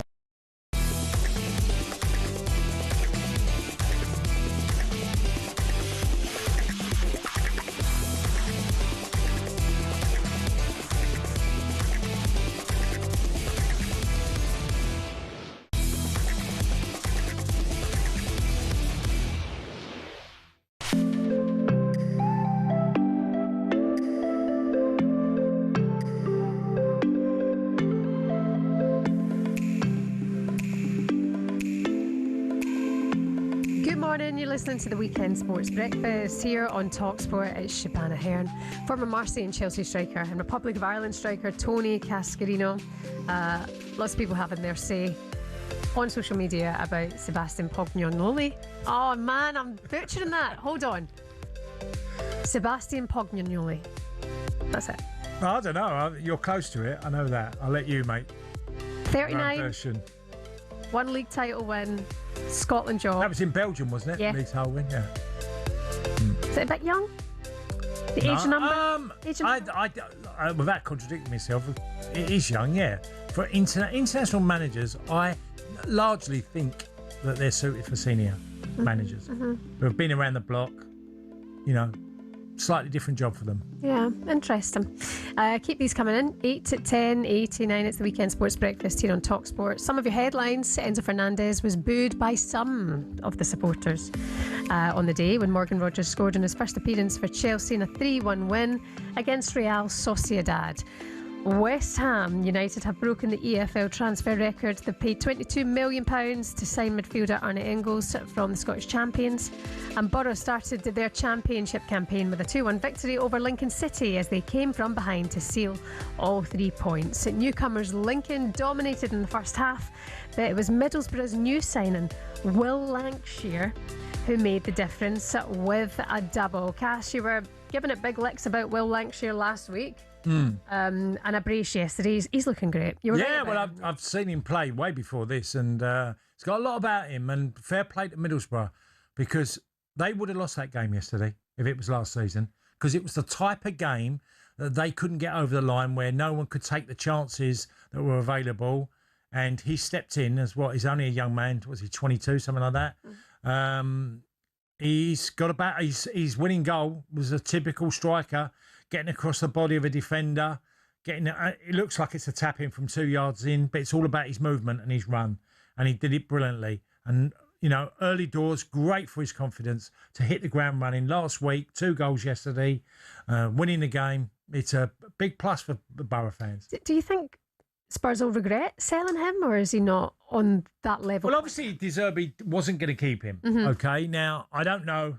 I suspect not, but there might be some buyback clause in his contract, or a resale, because I'm sure they had huge ambitions for him. But he won out on loan at Oxford, got goals at Oxford, so they don't know his level. Spurs couldn't take the chance. Some Spurs fans might go, well, we want to take a chance on a younger lad, but they felt like they couldn't take a chance on a younger lad in the Premier League coming in and not knowing if he's quite ready.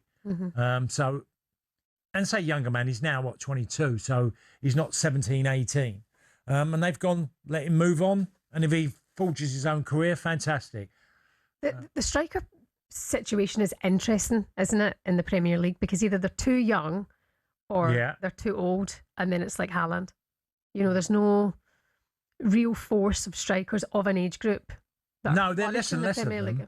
less and less. There's less and less of them. There is, yeah. But it's a very difficult role. You're doing it on your own now. Most, especially in my time, most players I played with, we all had partners.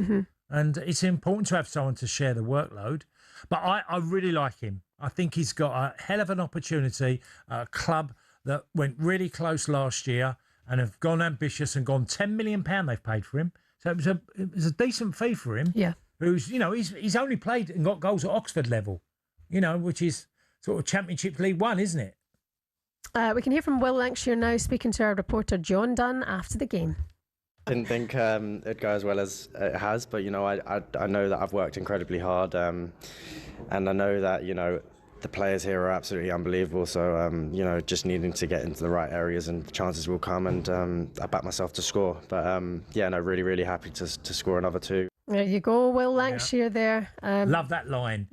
And the players will create the chances because they will. Borough's big failing, you don't have to ask anybody involved in Borough, was that they created loads last year. Yeah.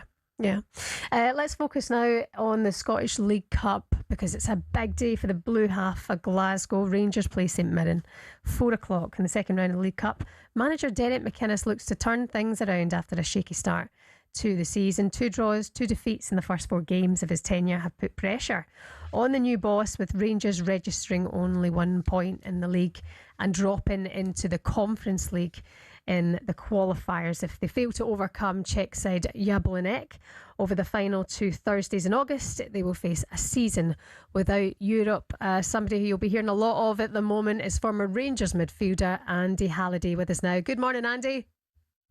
Hi, Andy. Good morning, guys. I can't wait to speak to you when Rangers are having better fortunes. Look, Andy, their start to the season has not been great, okay, in regards to results, not winning a game yet. Have the performances been a bigger issue as losing the games or drawing? Yeah, I think they have been for me. You know what it's like. I think when it's a transitional period, it's a new manager, it's new players. I think it's at least if there's a performance, I think it can give the fan base something to get behind. And if they see signs of improvement that they can kind of grasp on for recent weeks to come. But at this moment in time, it's been the results and the performances that have ultimately let the team down. There's not really a facet of Rangers game at this moment in time that's clicking. They lack creativity. They're not creating enough open play. They can't score goals. You can't defend. So at this moment in time, it's obviously a little bit worrying. But I do suspect that today could potentially kickstart their season. They're coming up against a side in St Mirren who started the season ever so well. But arguably their best player this season has been Paul Nseo, who's on loan for Rangers. And I do think today will be the day that Rangers will get their first win. You do. I mean, it has to be. It has to be. I mean, we're the 16th of August, Andy, and if McInnes doesn't get a win today, it's actually possible that they're going to have to do something about it. It's crazy that we're, like you said, at this time in August and we're already having these chats because this was the manager that the Rangers fans have wanted for such a long period of time. But there should be people under threat at Rangers, but for me it shouldn't be Derek McInnes. Dan Purdy, Robbie Thelwell. Rangers have now signed 28 players in a year.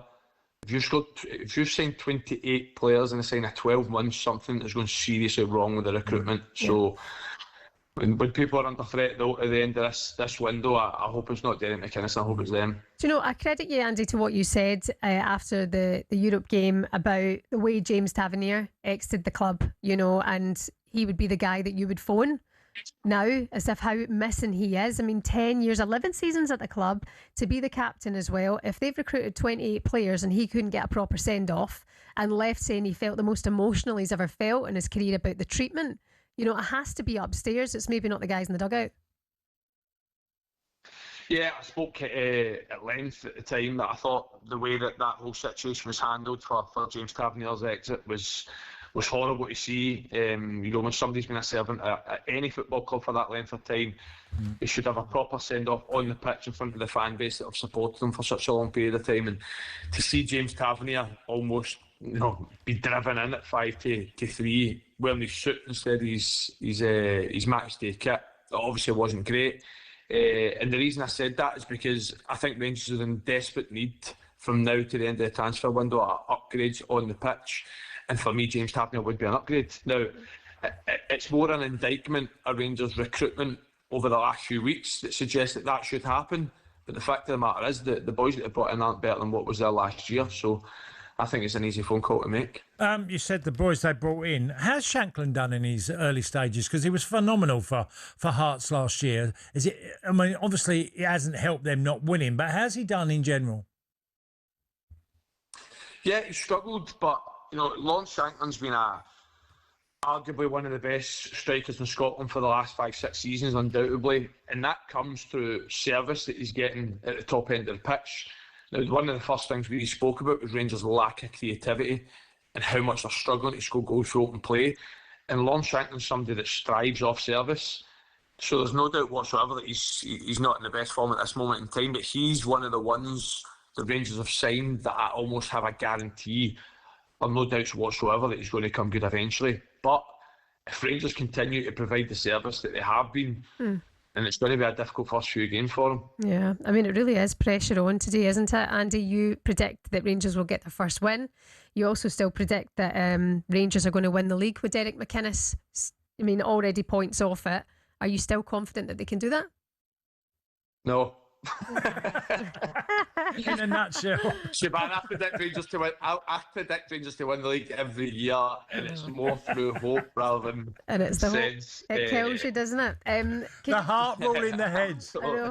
Andy, before you go, Stephen Naismith, now not looking to be the next Scotland manager. It's your man, Sebastian Poggignoli. Can you pronounce that name for me, Andy? I'm going to have a bash at Poggignoli. It sounds like a tasty dish, doesn't it? Yeah, passages. It sounds tastier than Clark, that's for sure. Andy Halliday, thanks for your time. Good luck today. Cheers, Andy. Bye. Cheers, guys. See you later. Former Rangers midfielder Andy Halliday there. It does sound like a wee... Stroganoff? Stroganoff. Yeah. A Mick Poggignoli, please. Well, a side of Buckfast. You're listening to the Weekend Sports Breakfast here on talkSPORT. Coming up for you in the next hour, we're going to look ahead to the Community Shield as Arsenal face Man City in Cardiff. Enzo Maresca knows what he wants to see from his side today. What I want to see is the right spirit to improve and, again, the right mentality to win games and title. It will come out on top. Man City or Arsenal will be joined by a former Burnley centre-back to look ahead to their championship clash with fellow Clarets West Ham. You're listening to the Weekend Sports Breakfast on talkSPORT in partnership with Volkswagen Transporter. Volkswagen's 5+ promise is included when you purchase a selected vehicle. Terms and conditions and exclusions apply. Coming up next, more Poggignoli.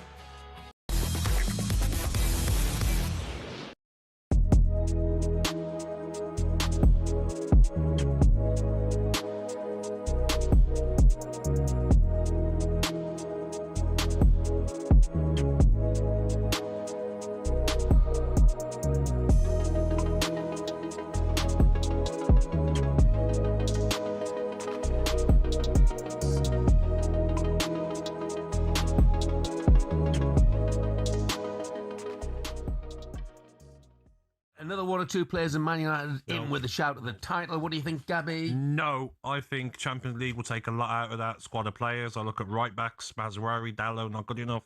Centre backs, they need cover there as well.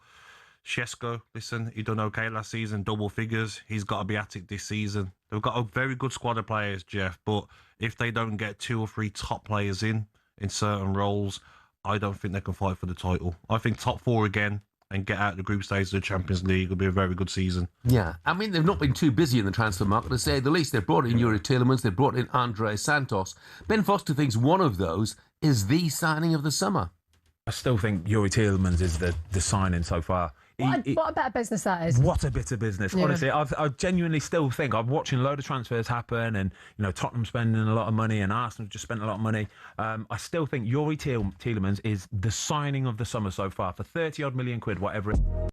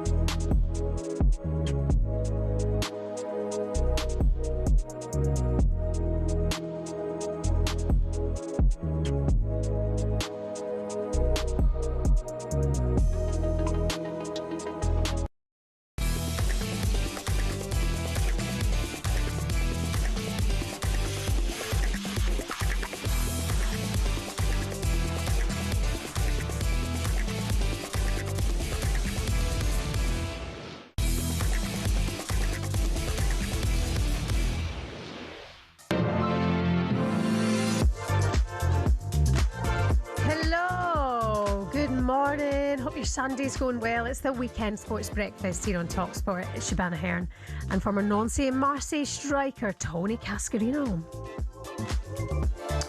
Yeah, good morning to you too. Yeah, no. Oh, sorry. I'm daydreaming. I was daydreaming. I was looking at all the Burnley teams. Sorry, Shebahn. Yes, good morning. Good morning. How are you? I am very well. How are you? Do not move from the script. Lots of live football coming up for you here and today and tomorrow, and then it's all kind of back to normal as of next weekend because Friday 21st of August 8 p.m. Arsenal Coventry in the Premier League. Oh, Friday night game. Oh, what a fantastic opener as well.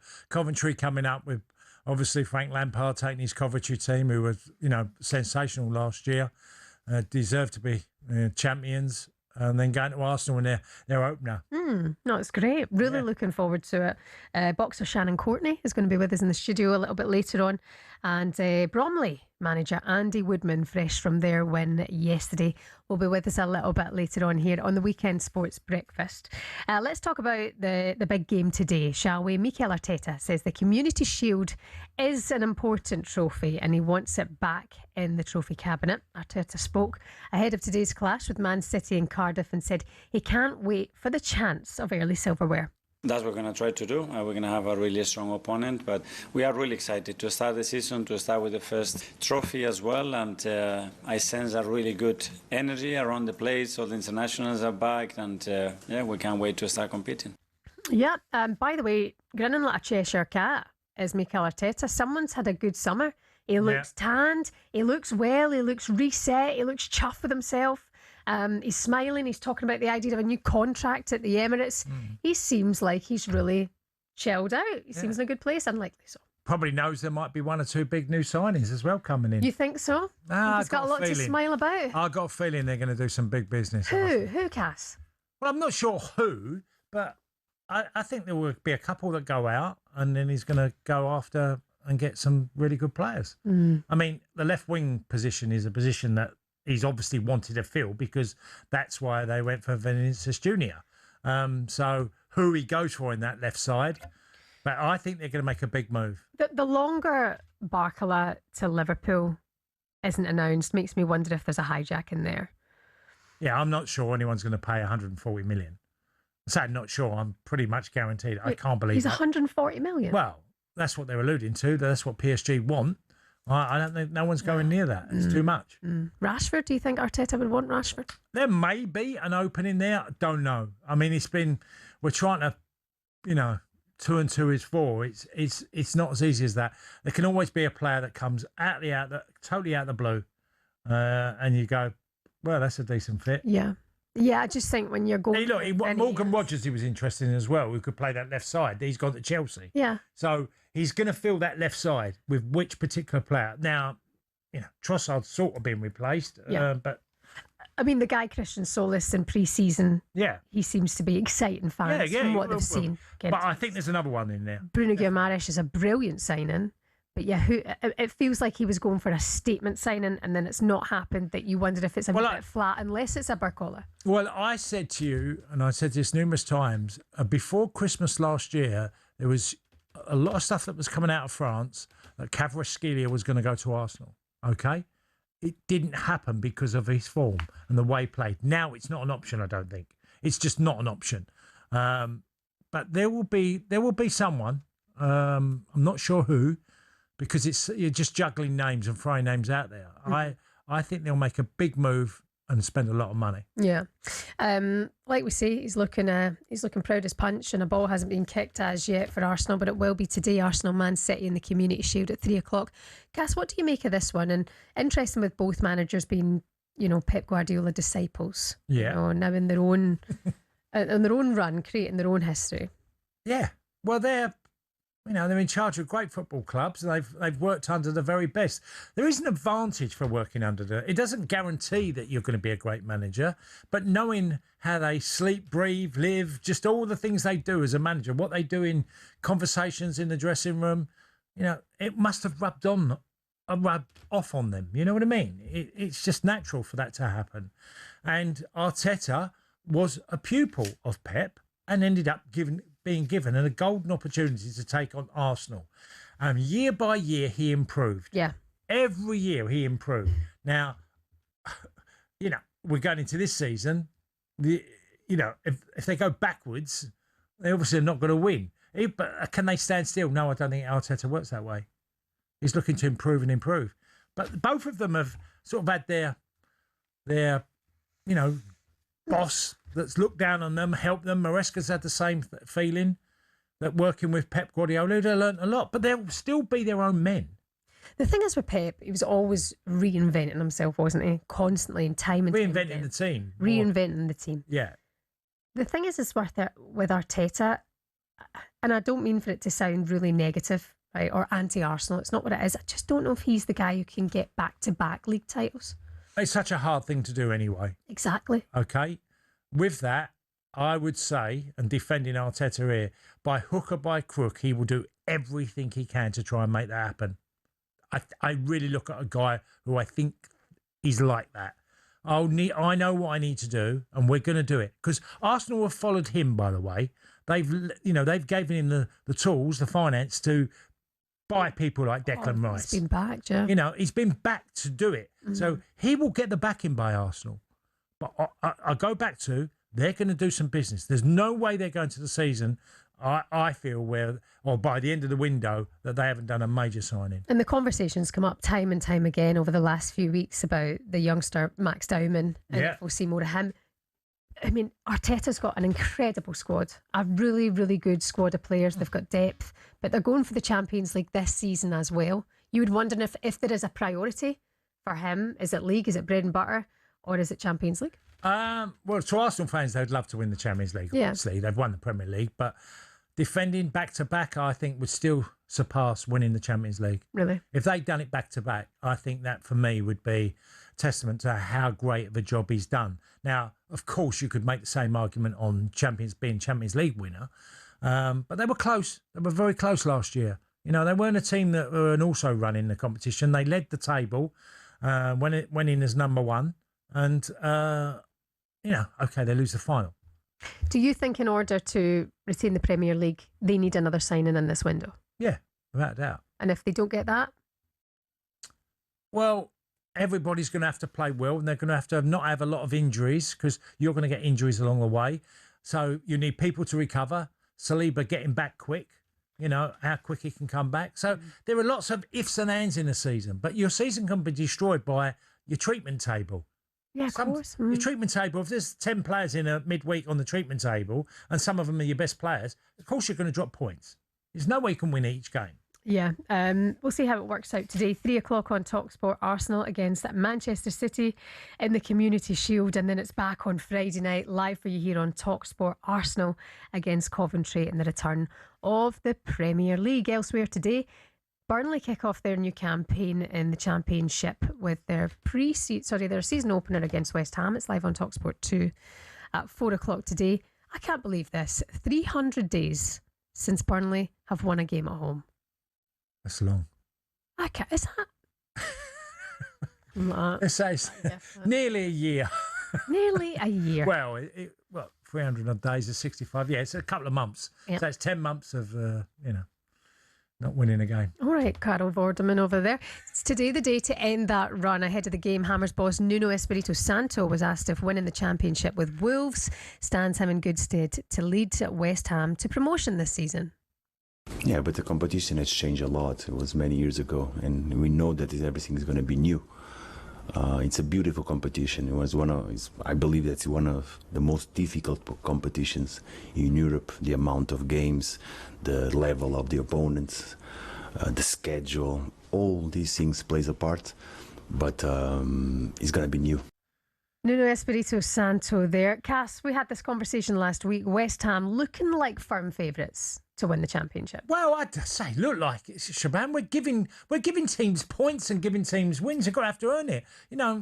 They'll have a good side, I'm sure. They've kept certain players, and obviously Bowen's the biggest one. So yeah, it's going to be. You brought the lad in from Celtic, Engels. Yeah, he's come in from Celtic. Will he be a great acquisition for the club? Can he do it? Mm-hmm. Yeah. They spent good money on him. Of course, West Ham are going to have a side that's going to be competitive. I'd be amazed if they didn't make at least the playoffs. But giving them their certainties, there's no way you can class a team that's come down as absolute certainties. No, I know. It's the squad. It's the squad, Yeah, isn't it? it The does money help, that's spent, Jared And Bowen. the manager that's been there, and he's had him for a period of time now, where you can think, well, yeah, what they'll be like in the Championship. It can change very, very quickly. Why we love the Championship, why you love the EFL is it is really hard to predict. A lot of people already saying that Arsenal will win the Premier League this season, that they will be able to retain the title. But when you look at the Championship and you're 10 games in and you're so far away, Absolutely, it's bonkers. Well, if you take the opening games of the season in the Championship, Wolves played Friday night. Quite fortunate to get a draw in the end. Mm-hmm. Quite fortunate. Okay, teams like Bolton, who've come up from League One, were very impressive yesterday against Preston. I thought they played terrific, and 26,000 there. So there's going to be teams that are going to surprise others. And considering the playoffs go down to 8th this time, you wonder if there's a wee bit more pressure in a way as well for them to take that top 2. Well, there's always pressure in football. It's how you handle it and how you can relieve sometimes the pressure off the players. So managers play their part, because the best managers can take the pressure away from a team. Who do you think the top 2 will be in the Champ?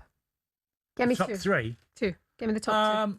I definitely think Middlesbrough, and I'm not saying it just on yesterday's result. I think they'll definitely make it. I think they've got a goal scored. I think they'll definitely have a real golden opportunity. I obviously West Ham. I think Millwall again will go quite comfortably in the top 6, because they're just a side that under Alex Neil just look like they're improving. They've got a lot of good players there. Their defensive record's superb, so I think they'll go well. Who on the outside of that? West Brom got a good big result. They had a good end to the season last year. Done quite a bit of business in the summer. I think West Brom will be a bit of a surprise package. Wrexham as well. You've got don't know about Wrexham. They've done lots of great work, but it's still a big leap for them. Yeah, Cardiff Wrexham, by the way, is tomorrow night 8:00 live over on talkSPORT 2. Whilst today, Burnley host West Ham 4:00 in the Championship. Over on talkSPORT 2, if you haven't already, download the talkSPORT app. You can swipe across to talkSPORT 2 to get our commentaries from the Championship today and tomorrow. It's the Weekend Sports Breakfast here on talkSPORT. Coming up next, let's get the latest odds and we'll get the lowdown on what we need to know from the mad world of fantasy football next.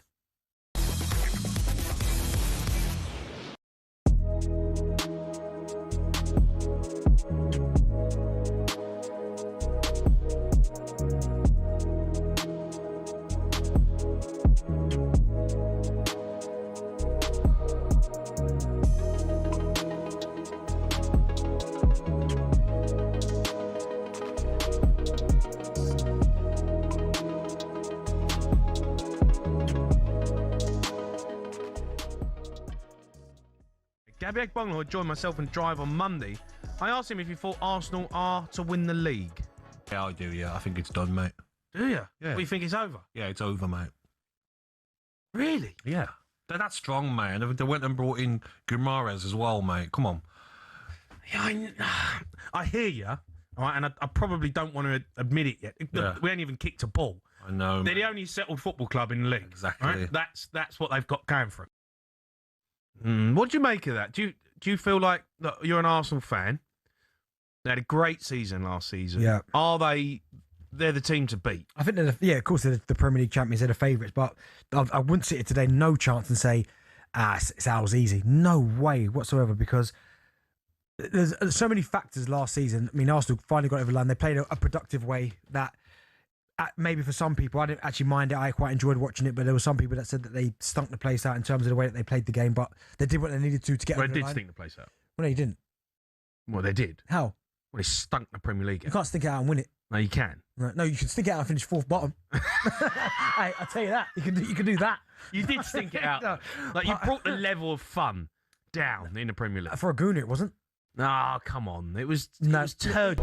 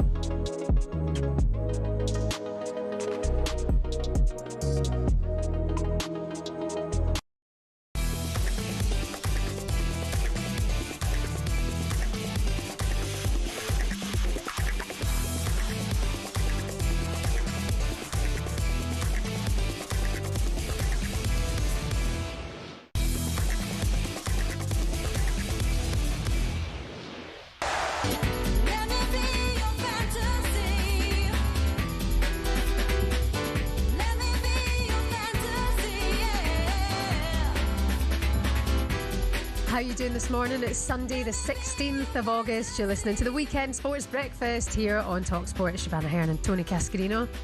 What's the Scotland manager's name again? Not yet. Not official. Sebastian. Sebpo. Oh, we could call him Sebpo. Yeah. And Sebpo. give him the second name. Oh, was it Pogler? Pogler? No. Go and say it. I can't remember.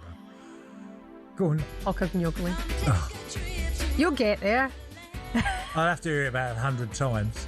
Well, I've completed the name and then it'll go away. It won't happen. It's not happened yet, by the way. I'll get there. No, I'll get on the pronounce it when I get it on my phone and I get it written down. Don't worry about it, man. People can't say my name. Scots can't say my name, never mind this geezer's name. Siobhan. Hello, Siobhan. Hello, Siobhan. Hi, Siobhan. How you doing, hen? You all right? Yeah, I'll take it. I've been called a lot worse. Let's talk about fantasy football, shall we? It's that time of year when managers who fancy themselves as experts start picking their teams. Yeah. Cass, we're going to have a go at this year. Yeah, I know. You done it before? No. I think I did it in COVID. But I'm looking forward to having a go. Yes, something new. Dipping your toe into something new. Yeah. Well, we have an expert who's going to talk us through what we need to know and how this actually works. We've got Fantasy Football Fest Ed Gray with us this morning. Good morning, Ed. Hi, Ed. Morning. Thanks for having me. Hi, Shebahn. Hi, Tony. How are you? Good, Ed. Come on, I've been practicing Ed, that and the Scotland manager's name for the last 5 minutes, and both of them, all of it went wrong. I'm going to start calling you Ted now. All right, Ted. Go for it. Yeah. Ed, I've got to ask you, you're like the golf, giving us golf lessons here, so we're starting with the very basics of fantasy football. Yep. Yeah, so look, I don't want to patronise you. You may know this stuff, but I am going to give you the basics. So You're going to have to pick, Tony, a squad of 15 players from a budget of 100 million fake pounds, unfortunately. You're going to need 2 goalkeepers. You're going to need 5 defenders. You're going to need 5 midfielders and 3 strikers. So 2 goalkeepers. Each week, you'll put 11 onto the pitch. Those are the ones that score you points, like goals, assists, etc., etc. But this season, the big question is, for everyone playing the game, are you going to go for the expensive Erling Haaland, who they've priced at £15.5 million this year? It's a lot of money. It's a lot of money. And Bruno Fernandes in midfield for 12 million as well. Sorry, go on, Tony. So I was going to say, Ed, obviously the tactics of it's choosing the players. The big ones have obviously got to hit ground because you're spending a lot of money on them. But also, if you can find gems. Absolutely. Yeah, so all the discussion online in the FPL, slightly nerdy FPL community that I'm a bit of a part of, but all the discussion is, who are these gems this year? Is it Illiman and Dye at Everton for 6 million, who might be on penalties? Is it Pascal Gross at Brighton for 5.5 million this year, who, again, looks like he's on penalties? Finding these players is absolutely key. Players with good fixtures, players with penalties are always good, players who are the talisman for their teams. And there's always a player from one of the promoted clubs that really becomes a gem and kind of becomes an obvious pick a few weeks down the line. If you can get ahead of people and pick them, so you're in the points. Who would have been that last year, Ed? Who would have been the player that, from sort of nowhere shone that no one really expected? Towards the end of the season, Brian Brobby, £6 million, suddenly became a player who did well. I'm a Newcastle fan, and I saw him score at St James's Park against us, which wasn't very good. In fact, a bit of a do not do this season is buy any Newcastle players, because I don't know what that's going to look like. But yeah, I think it was him. Calvert-Lewin towards the end of the season as well. Yeah. I mean, obviously in the past, Calvert-Lewin has been so good. He's one of these picks this season who looks like he's going to be really good value for £6 million. It's just whether he stays fit, right, as ever with Calvert-Lewin. So, yeah. Coming up this Friday, Fantasy Fest. Tell us about that. Yeah, Fantasy Football Fest is something I started with some other guys 5 years ago. This is the 5th edition. If you're around in London this Friday coming up for the start of the Premier League season, a bunch of football managers, FPL managers, hundreds of them, they get together at the Vauxhall Garden. Tickets are still available. There's going to be some of the content creators, some of the people you watch on YouTube, not me, but some of the people you watch on YouTube are going to be there. You can ask your questions. We can watch the game together. We can see the deadline coming together. There's some giveaways, etc., etc. Tickets are available at www.ff-fest.com or just Google Fantasy Football Fest. It's basically a way to nerd out for the start of the season and commiserate each other when we all blank for that first game. It is a nerd out, but then at the same time, you can stick a little cheeky tenner on it and make some money at the end of the season if your team is the winning team as well. So have some fun. Right, just give me the Scotland manager's name just before you go. Samba Ponga Gongole. And my name? Shebahn. Oh, Ed, that's the end of you. Let's just call it there. Fantasy football expert Ed Gray with us this morning. Ed, thank you very much. It's time now for getting the latest odds with Coral. The Coral Daily Download on talkSPORT with Coral. We're here for the fans this season. 18 plus, gambleaware.org. Dave Stevens is with us. Good morning, Dave. There's a very boring, simple name to pronounce, isn't it? Nothing difficult about my name, Shebahn and Terry. How you doing? Listen, I can't be the only one with this new Scotland manager who can't wait for Big Al to have a go at pronouncing it. He's gonna melt, isn't he? It's not Greek, which gives him. Well, I don't think he's Greek. He might be actually. He's Flemish. Cass, it's got a bit of Italian to it. I thought you'd have been able to master it. No, I've only heard it a couple of times because it really come out of left field, David, didn't it? Well, it's funny. We've obviously been betting on who it would be, and I can say he was not in the list because I'd have known because I'd have butchered his name before now. So, yeah. But as I say, I think we'll all be missing Steve Clark. Well, I mean, he's Belgian. It's an interesting one whether this happens or not. To be honest, but I kind of like the idea that they've branched out ever so slightly, Dave. I like that, and then at the same time, I think everyone's thinking it's just going to be Stephen Naismith, so it's kind of come a bit left field. Anyway, we will focus on other things. We've got the Community Shield today. Yes, yeah, and well, we can't split these two teams on the betting. They are the top two, of course, from last season, so it's an exciting enough curtain raiser, I think. This is to win in 90 minutes, 13-8 Arsenal, 13-8 Manchester City. I always think, Cass, when the betting is so close, the draw obviously has to be a massive runner at 12-5 in terms of lifting the trophy, and you can guarantee that the winning manager will claim this as an important trophy. 5-6, take your pick. 5-6 Arsenal, 5-6 City. 11-2 Arsenal win it on penalties. The same price City. I think I'm right in saying it goes straight to penalties, doesn't it? There's no extra time. Yeah, no extra time. Feels like a game when there should be goals, 4-6, both teams to score. But we spoke to Ray Parler on Friday. Ray's, you play it down. Oh, it's just a glorified friendly. But equally, there's plenty at stake, Cass, isn't there? With the champions taking on the most successful team in recent seasons, new manager at City. You're looking forward to this one? Yeah, I am going to watch it, yeah. I mean, I've no idea what lineup will be because obviously players coming back from World Cup and where they're on their fitness at this stage of the season. So, yeah, I'm looking forward to it. And I can't call it. I've absolutely go for the draw in this game, 90 minutes. Yeah, as I say, if it just feels like when it's so close like that. Championship obviously up and running, and here you're talking about West Ham and 13-8 favourites to bounce straight back as champions, not even just they're odds on to be promoted this year, which is extraordinary. But this is a hell of a game to start against another team looking to bounce straight back, Burnley. Yeah, and I was slightly surprised that West Ham were favourites on their travels up to Turf Moor. 13-10, 2-1 Burnley, 5-2 the draw. I don't know. Again, Shebahn Cass, for me, this looked a really tough start. Well, for West Ham. Just on that, Dave, Burnley sold quite a number of players, didn't they? Not that West Ham didn't, but they did sell some players. And look, West Ham had a far bigger squad than Burnley last year. They just did. So I think they can handle it better. But again, it's a short price for them. Yeah, I mean, look, we saw a few sort of big price ones, Middlesbrough. it's kicked us off. No, who played on Friday night? I've lost Wolves. Yeah.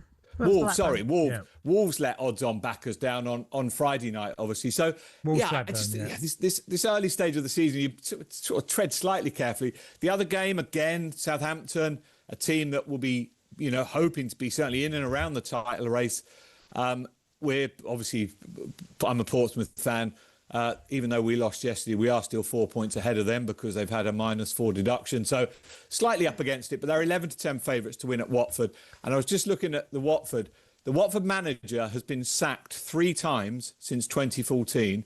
And in that time, Watford have got rid of 5 managers. I think it's fair to say, and he's another name I'm going to struggle to pronounce, I don't think he'll be in this job for very long. This seems to be the way, isn't it, at Watford? Very quickly, Dave, racing today? Yeah, good card on ITV4 later at Pontefract Island, but with due respect to those tracks, the big race of the day is over in Deauville in beautiful France. Cass, you'll know that part of France well, I'm sure. The Prix Jacques Le Marat, the big mile championship race over there. Strong representation from Britain and Ireland. William Haggish trains the favourite, More Thunder, ahead of Precise for Aidan O'Brien. So don't miss that one. And it is the finals day in the 100, cricket's 100. Yep. And both men's and women's teams, Trent Rockets 4-5, Manchester Supergiants evens. As I say, that's for both the men's and the women's. Ben Duckett 11-4 to be top Trent Rockets scorer in the men's. Joss Butler, same price to be top for Manchester. So that'll be fast and furious, I'm sure. And just a quick word. I've really enjoyed the Athletics European Championships. And Georgia Hunter-Bell is a red-hot favourite to add another gold for England today. And, of course, the mixed relay team, who have already won both men's and women's gold, they're basically, they're unbackable for the mixed relay. So let's hope they can bring that home up in Birmingham. I love it. And good luck to Georgia Hunter-Bell. What a star she is. Dave Stevens, as ever, thank you so much. Cheers, David. Cheers, guys. You're listening to the Weekend Sports Breakfast in talkSPORT in partnership with Volkswagen Transporter. Coming up next, boxer Shannon Courtney will be with us in the studio. She's announced her next fight. It's coming up in a couple of weeks. And later this hour, Bromley boss Andy Woodman will be with us. The Coral Daily Download on talkSPORT with Coral. We're here for the fans this season. 18 plus gambleaware.org.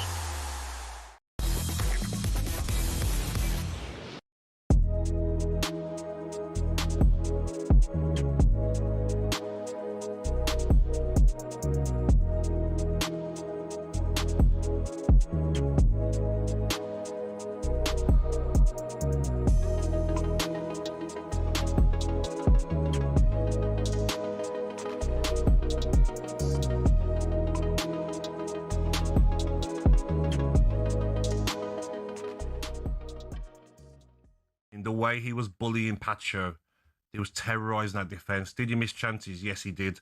Players at 25 will miss chances, never mind 17. He's going to learn a lot. I don't think you can start saying now he's the next striker after Harry Kane. But you know what you need to do now, Jeff? If I'm the FA, I am fast-tracking him because Luxembourg, no, he's not going to choose Luxembourg, but Cameroon, parents are from Cameroon. They'll be looking at him right now saying, we want to get him in the squad for the Cameroon. Get him playing a competitive qualifier so that he can't play for England. So maybe fast track him. He's made it pretty clear that he wants to play for England, hasn't he? Yeah, but you never know, do you? There's so many players. I was in that position where I could have played for Scotland, Nigeria, through my parents. His parents are Cameroonian. So if I'm the England setup now, he's been called up to under 17s for friendlies this month. Yeah. I'm fast tracking him even to the 21s. Not straight away now, Jeff, but let's see how he does over the next 2 or 3 months. He won't surprise me if he gets fast-tracked to the 21s. And Thomas Tuchel, the FA, are looking at it and saying, okay, do we get him into the squad? Do we get him a cap in a qualifier, a Nations League game, so that he has to play for England? Because after Harry Kane, how many strikers do we look at and say, whoa, he's the next Harry Kane? I agree. They shouldn't put pressure on him now that he's going to be our next striker after Harry Kane. But that performance last night, even though it's only 60, 70 minutes, he was fantastic. And maybe if he could...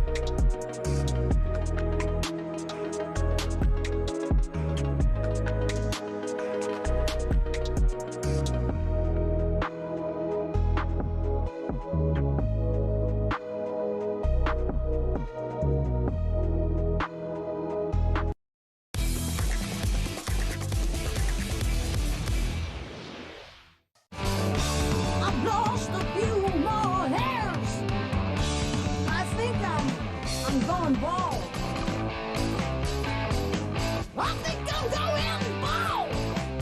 morning, Weekend Sports Breakfast here on talkSPORT. That's Rush, I Think I'm Going Bald. Right, okay. Random. Yeah. A little bit random. You're all right up there, aren't you? It's still there. I've got wavy hair. Yeah. Waving goodbye. It's getting to that point. See, I get all the extensions in, so I'm going bald. I'm cool with it. You're not going bald. Oh, it's easier for women to... Oh, God, yeah, it's thin. That's what having twins will do to you. All right. Premier League new boys Hull City are in the papers today. They're ahead on points, but for the baldest fans, the newly promoted Tigers had a whopping 41.7% of their fan base reporting they were either bald or balding. The baldest fan It's base. no big deal in 2026, is it? Yeah, but I think it still does affect people, doesn't it? Like, people are like, oh, God. I think here's less so. There's way more available. And okay, some of it costs money, which can be expensive. At Yeah, times. yeah. I think you can you finance a hair transplant and all that now? Yeah, I'm sure they do interest-free credit. Yeah. I mean, Jason Cundy, I'll say it, and I'll say it on air. I don't care. He's gone from like a 5 to a 9 over the summer. He's had a proper glow up. He's tanned. His hair's come through. He looks like he's, starting to, shred. So what was the 5, Jason Cundy, then? Just Jason, just average, normal Jason. I don't know if he's chucking it, isn't he? He's chucking it, and now he's backing it up with a look as well. He has got himself a bit bronzed up. Yeah, I wonder if he's doing the old. Is there a tablet or something you can take to tan yourself? I think so, yeah. But he was on holiday for about a month. He loves going to Ibiza, doesn't he? Yeah. He loves going to Ibiza. Imagine him in Ibiza. Oh, I don't know. In his early days, he would have been a bit of a fruitcake, I think, Jason. But he has definitely quieted down. yeah, no, he does, and he looks good for it. Yeah. You look well, Jason. He might be on the jabs as well. He's on the jabs. I'm all for the jabs, by the way. Do it. Just do the jabs. Coming up for you on talkSPORT today, 9 o'clock.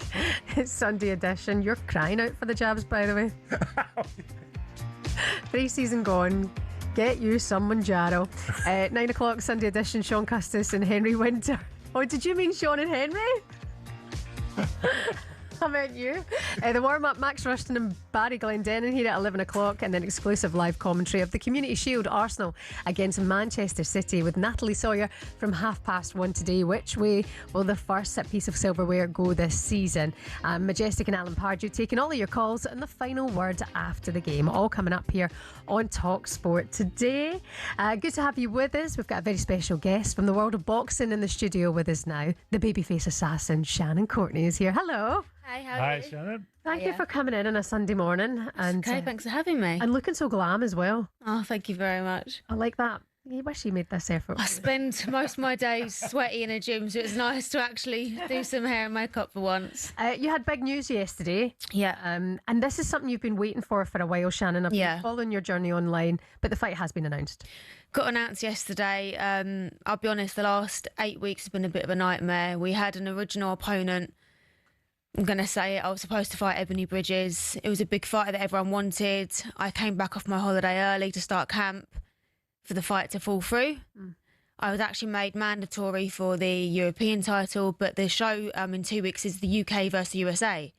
And the girl that had the European title was Spanish, so they said I couldn't fight her. And then my fight got moved to America, back to Birmingham, then to America, and it's just been up and down. So now I'm now fighting Ebony Cotton, not for a title, but at least I'm fighting. How funny it's another Ebony though. What of all names? Not the original Ebony I wanted, but we've got another Ebony. So another Ebony. But you're with Jake Paul Promotions. Yes, MVP. So you're obviously very happy with the way the direction's going for you. They're new. The way they do things, it's refreshing. They push women's boxing like no one else seems to, and they care. So yeah, it's a new way they do things. I'm still adjusting. It's very content based, which isn't what I was doing before. But they're getting fresh eyes on the sport. Whether you like the way they do things or not, they get new eyes on the sport. Would you say they're becoming the home of women's boxing? They are the home of women's boxing. You've just seen recently that Eddie Hearn and Matchroom has done like almost a collaboration with them because they've now agreed that they can't push their women world champions without MVP now. So you're going to see a lot more of them women come into our side soon. Where did the boxing come from, Shannon? Is it a family thing or you just... For me? Yeah. Where did it come from? Definitely not family. Come from me being extremely overweight, a heavy smoker, a heavy drinker. Wow. Auntie Joshua being a friend of mine and Right. saying, go to Finchley ABC and sort your life out. And that's what happened. All right. When was that, Shannon? What's like that turnaround period been for you? 9-10 years ago. Right. So I had my first amateur bout at 23 and then I was world champion by 27. Wow. So it was quite a quick turnaround. And that's at flyweight, isn't it? Is it No, I won the world title at Bantam, but I've Bantam, now gone down to super flyweight to try and become a 2-time 2-weight world champion. Right. So tell us about your day-to-day then. Like you say, waiting for this fight to be announced. How do you keep yourself focused? Is it just constantly in the gym? Constantly in the gym. I'll be honest, I've had a few tantrums. My poor fiance, bless him, he's been away for work a lot and I think it's done us good because I have been a nightmare at home.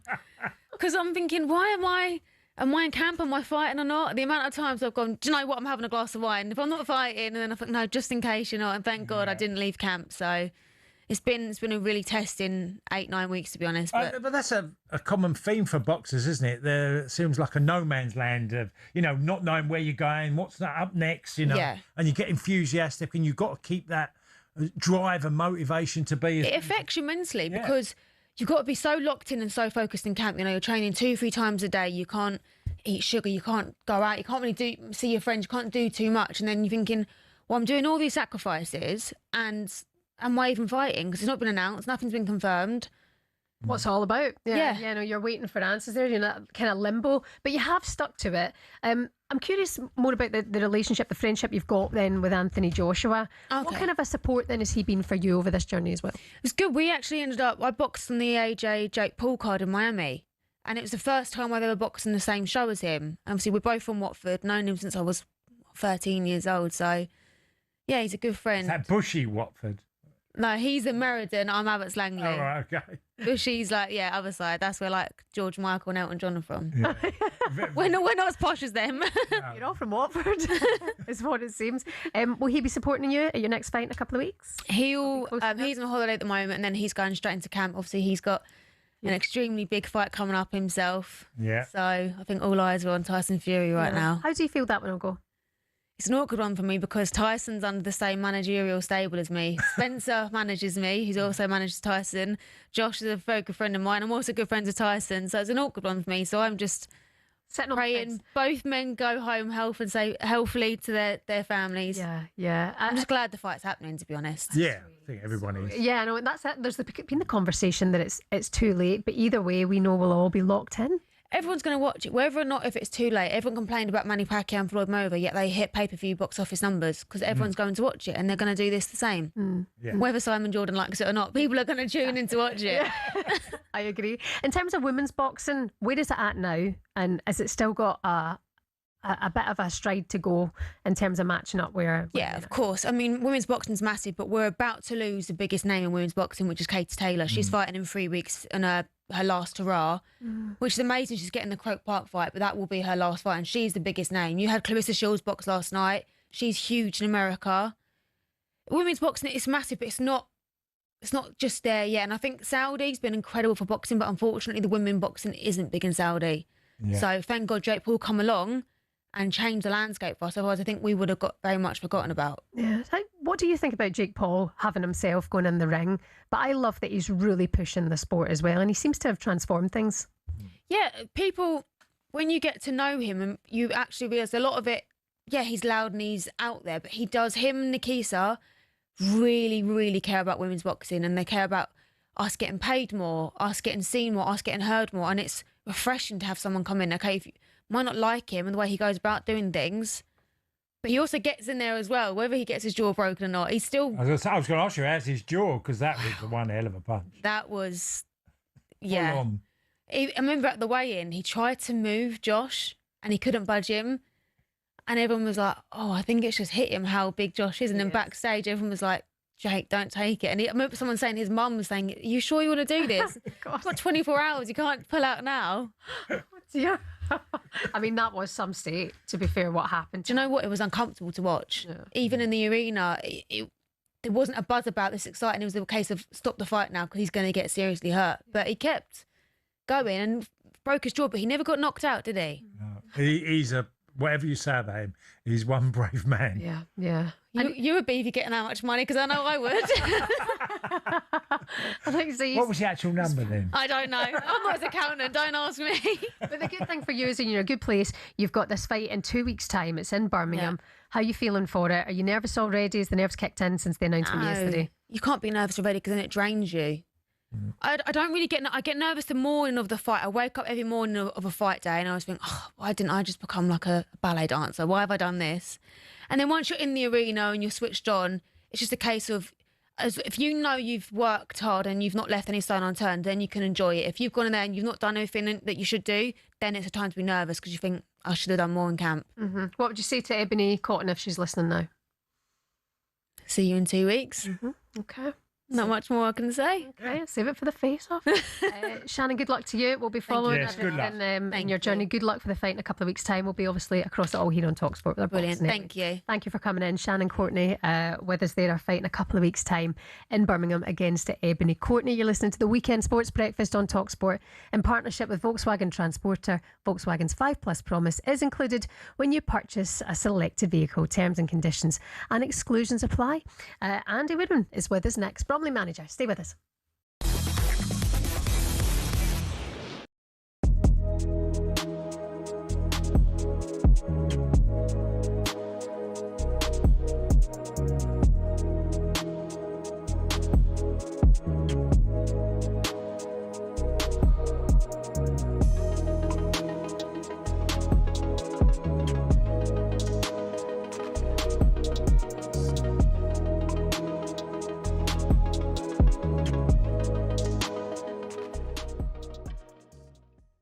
talkSPORT's Matt Scott, the guy who just heard doing the news there, talking absolute guff because he rattled some cages this morning on breakfast. He listed off the top 10 biggest clubs in the UK. He said Chelsea cheated their way to success, can't be in the top 10, and Spurs have never won a Champions League. So, and he's put them, he's not even in the top 10. They finished 17th for like 2 seasons in a row. I think he needs to remember that Nottingham Forest ain't been in the Premier League for about 15 seasons. So, anyway, Rory, we've asked you to do your top 10. What did you make just on Matt Scott's Chelsea not being in the top 10? Yeah, I mean, look, before we get into this, I think it's important that I just establish something very clearly. Matt Scott is my friend. Yeah. He's somebody who I rate incredibly highly. I think he's got a huge future, and I like him. It is one of the worst things I've ever heard in my entire life, though. All of that being said, now, I think we can just go for the jugular, be completely honest. Yeah. It gave me a migraine. Yeah. I feel like listening to that list, I've lost IQ points. Having heard that, I'm now thicker because it is the worst list I've ever heard of anything. No, it's some bad takes on talkSPORT, and we're all likely to come out with some nonsense every now and then.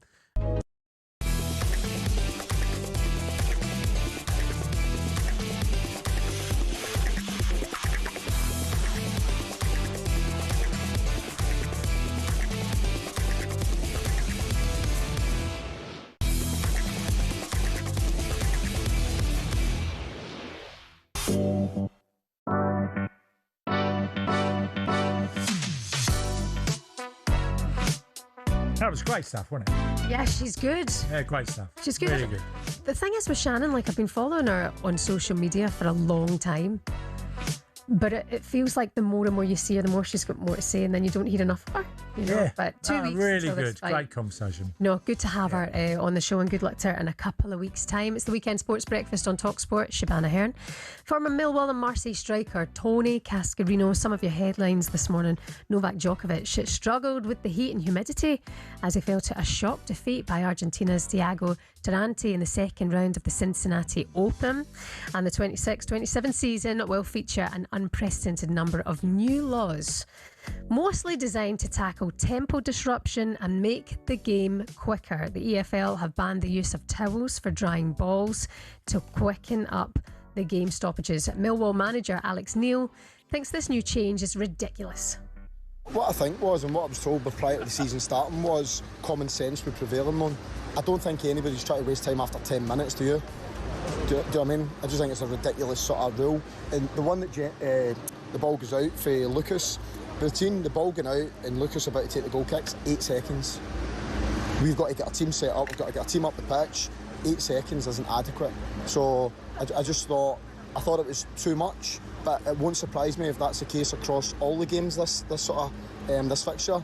I think as we go, I think it will naturally sort of just find its level. I just thought it was a little bit too much for me at the start. I mean, if they're banning the towels being there, you don't imagine that they're going to manage to make their way side the pitch. But we'd heard before about the goalkeeper rule, that they couldn't hold the ball for how long, and then that kind of fizzled out, and that's coming back this season. Hopefully there's a bit of leeway there. Yeah. There's got to be some sense. It just can't be that rigid on the second either side. I mean, that's what happened with the goalkeepers holding the ball, didn't it? That they used to be 6-second rule, and they didn't implement that. So just have a bit of leeway. I mean, my thing is, in all of this in the Premier League, when's the timer coming in on VAR? Because you're quick to put time limits on goalkeepers, which I get. When they waste time, it does my head in. When they're sitting down and they're feigning injury, it does my head in. But now the towel's been taken away for time wasting for drying the ball, which is, they're trying to get a good throw. They're just trying to dry the ball from the sweat and the muck and whatever's on the field, or rain. But then when VAR comes into play, you could be looking at 5 minutes. So when's the timer then put on them to move it along as well? So but one rule for another. I have a real issue with regulations all the time changing the laws of the game so often every season. So many are implemented. I always find it becomes a bit too much. It's got to be better. That's the main standout problem with football, with the new season around the corner, is VAR. That's what it is. It's been a growing problem as well. Yeah, so speed that up a little bit. Just looking at the back pages for you this morning, you've got the Sunday edition, all the details from the papers coming up with Sean and Henry after us at 9 o'clock this morning. Back page of the Sun, serious towel play, as we were discussing there. Mikel Arteta sweating after the Premier League banned the use of towels to dry footballs this season. Looking at the Telegraph pullout, they've gone for Enzo Fernandez. Yesterday in Chelsea friendly, he was booed by some of the Chelsea supporters. Yeah. It's important we say some of them, not all of them. Will he get that move to Manchester City? And also Rashford as well. Back page of the Daily Mail. So after 612 days, happy to be back at United, Marcus. And then, of course, just below that, Man United 2, AC Milan 4. Right. That was the result in that pre-season friendly yesterday. We're going to talk about League One now. We're going to move on. Newly promoted Bromley earned their first ever win in League One thanks to Adebayoja, a goal against his former club, 1-0 against Barnsley. Barnsley were the dominant side, but it was last season's League Two champions who came away with all 3 points in a gutsy performance. Carlton Cole had heaps of praise for the job that Andy Woodman is doing at Bromley.